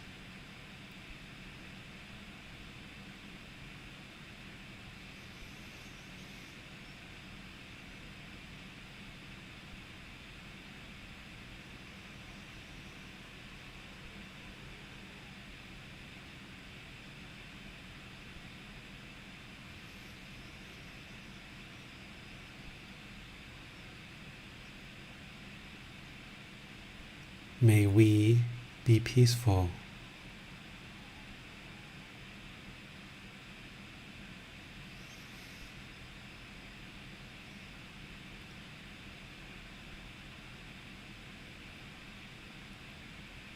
May we be safe.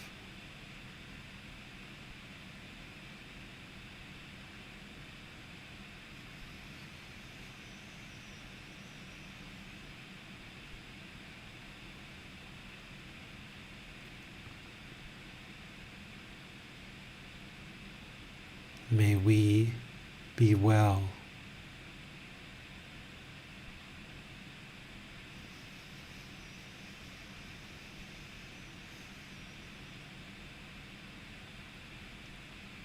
May we be free of all discontentedness and the suffering it causes.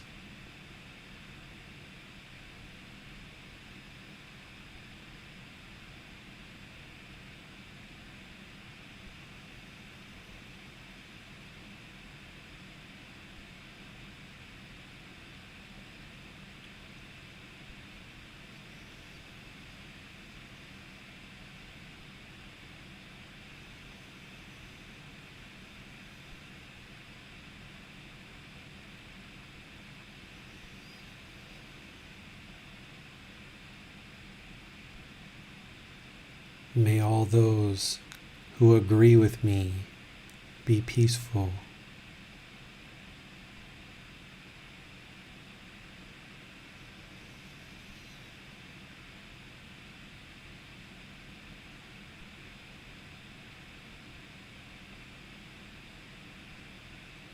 May they be safe.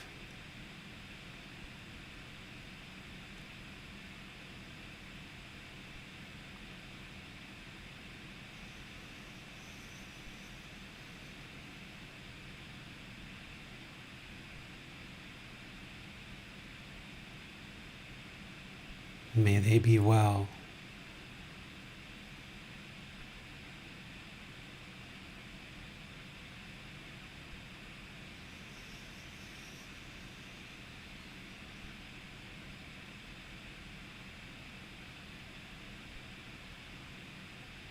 May they be free of all discontentedness and the suffering it causes.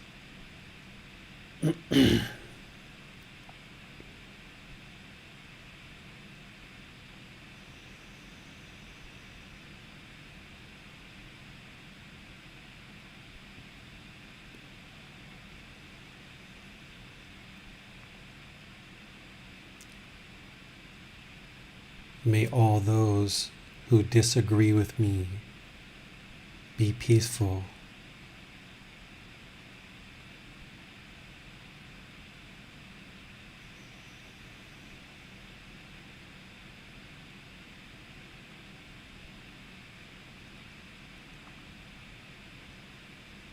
May they be safe.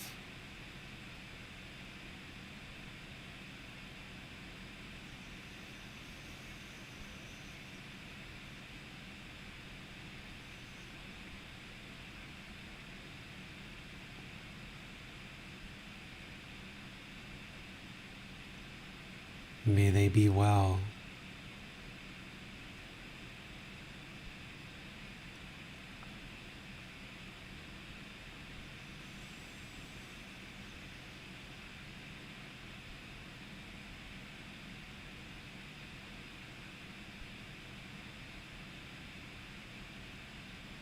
May they be free of all discontentedness and the suffering it causes.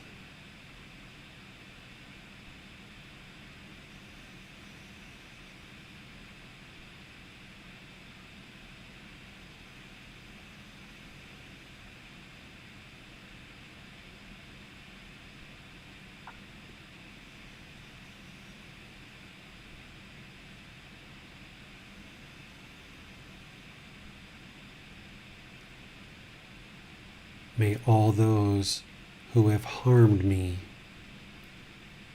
may they all be peaceful.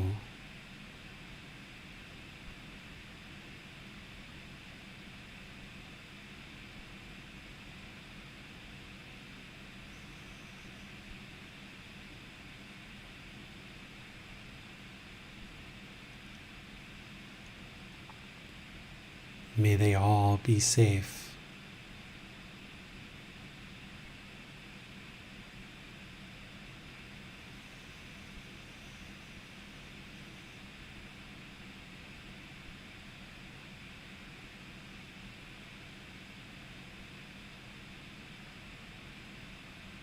May they all be well.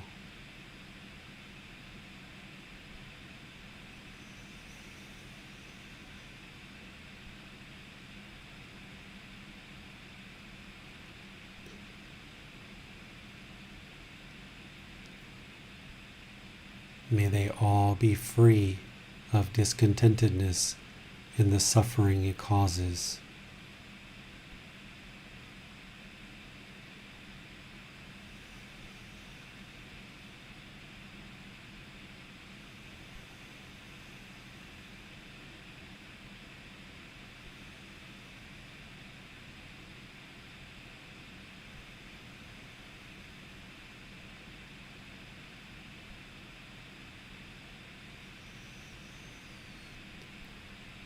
May all those whom I've harmed,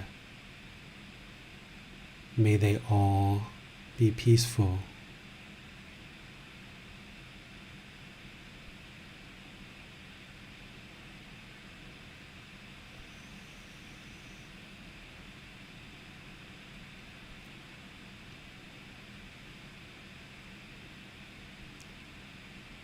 May they be safe.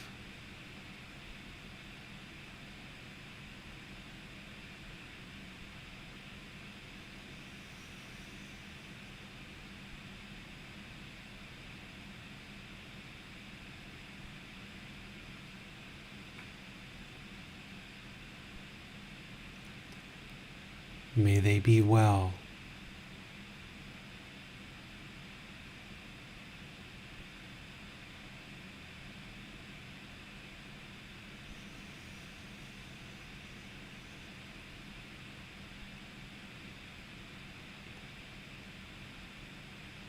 May they be free of all discontentedness and the suffering it causes.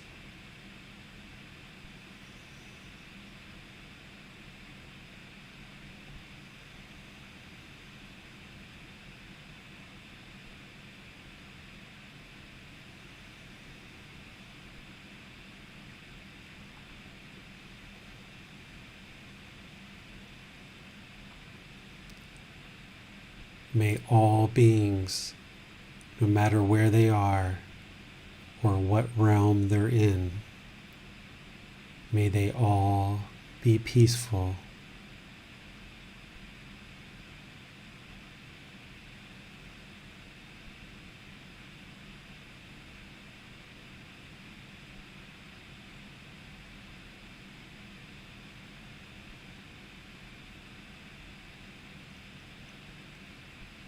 May they be safe.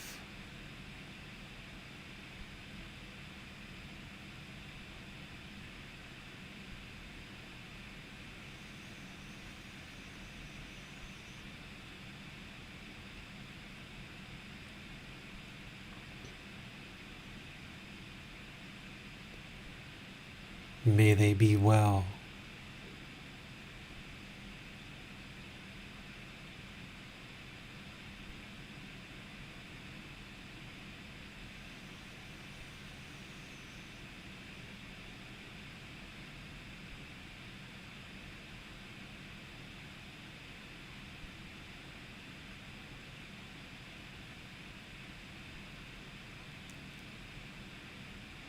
May they be free of discontentedness and all the suffering it causes.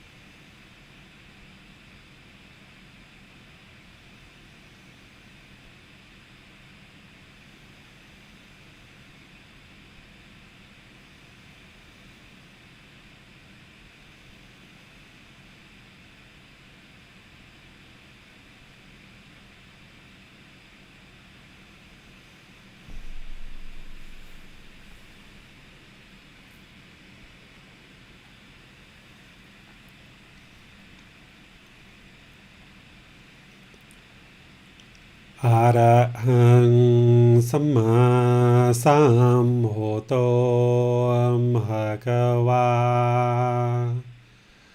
Bhutang Bhagavanang Abhivateyami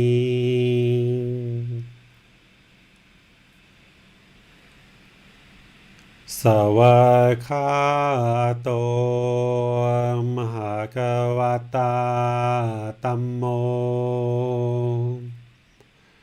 Tamang Namasami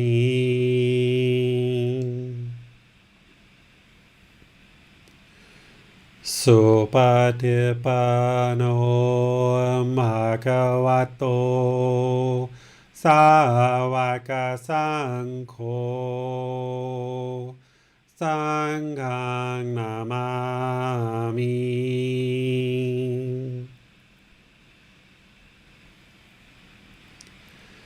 Namo Tassa Bhagavato Arahato Samma Sambuddhassa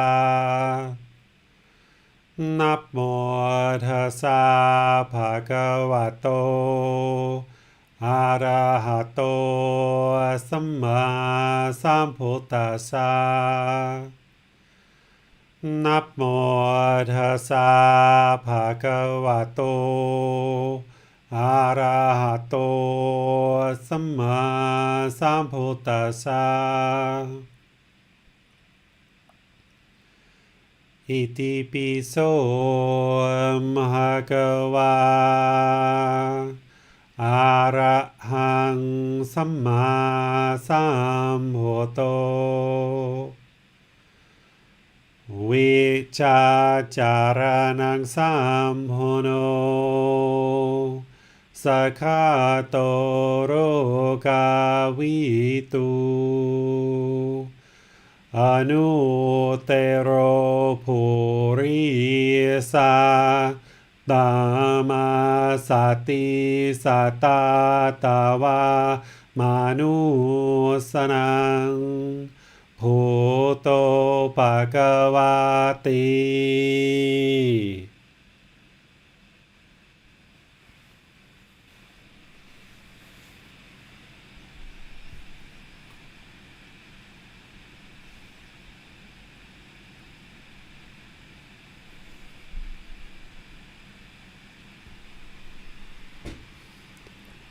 Okay. So You guys can go ahead and come out of meditation.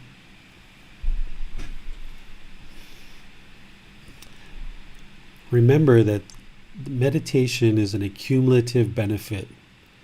You may receive benefit on a first session if this is the first time you've done this style of meditation, or you may notice it will take several sessions before the benefits really start to soak in. But it's important that you stick with the practice and you dedicate time each day to breathing mindfulness meditation and loving kindness meditation. All of these meditations, whether it's breathing mindfulness meditation or loving kindness meditation, is working to eliminate craving or hatred or anger. The wisdom is that you're learning these teachings and you're applying them in the practice to work on eliminating that delusion or ignorance or unknowing of true reality. So work with these meditations, but remember, your practice is a life practice. It's not just meditation. You can't meditate your way to enlightenment. It's not possible. You can't just meditate and get to enlightenment. But you also wouldn't be able to get to enlightenment without meditation. So you need an entire life practice. This is what the Eightfold Path is providing for you. So now that you've cultivated loving kindness in meditation, you need to practice it in daily life. And we practice that through our intentions, our speech, our actions, our livelihood. In the whole Eightfold Path, in the book that I share, Developing a Life Practice, The Path That Leads to Nibbana, you can learn the Eightfold Path and then gradually implement this into your life more and more, so that your practice isn't just meditating, but it's also daily decisions that you make on a day-to-day basis. That's what's going to improve the quality of the mind and the quality of the life. But you really need to soak the teachings in to make it so that it's first nature, right? Right now you're operating through this craving, anger, and ignorance, but the more wisdom of these teachings that you bring into the mind and you soak it in, then you'll be able to make better and better decisions in your life. The Buddha never tells you in his teachings what decisions to make. He's just teaching you how to train the mind. You'll figure out the decisions in your life. You'll figure those out. Or if you need guidance and some suggestions, I'm willing to help you.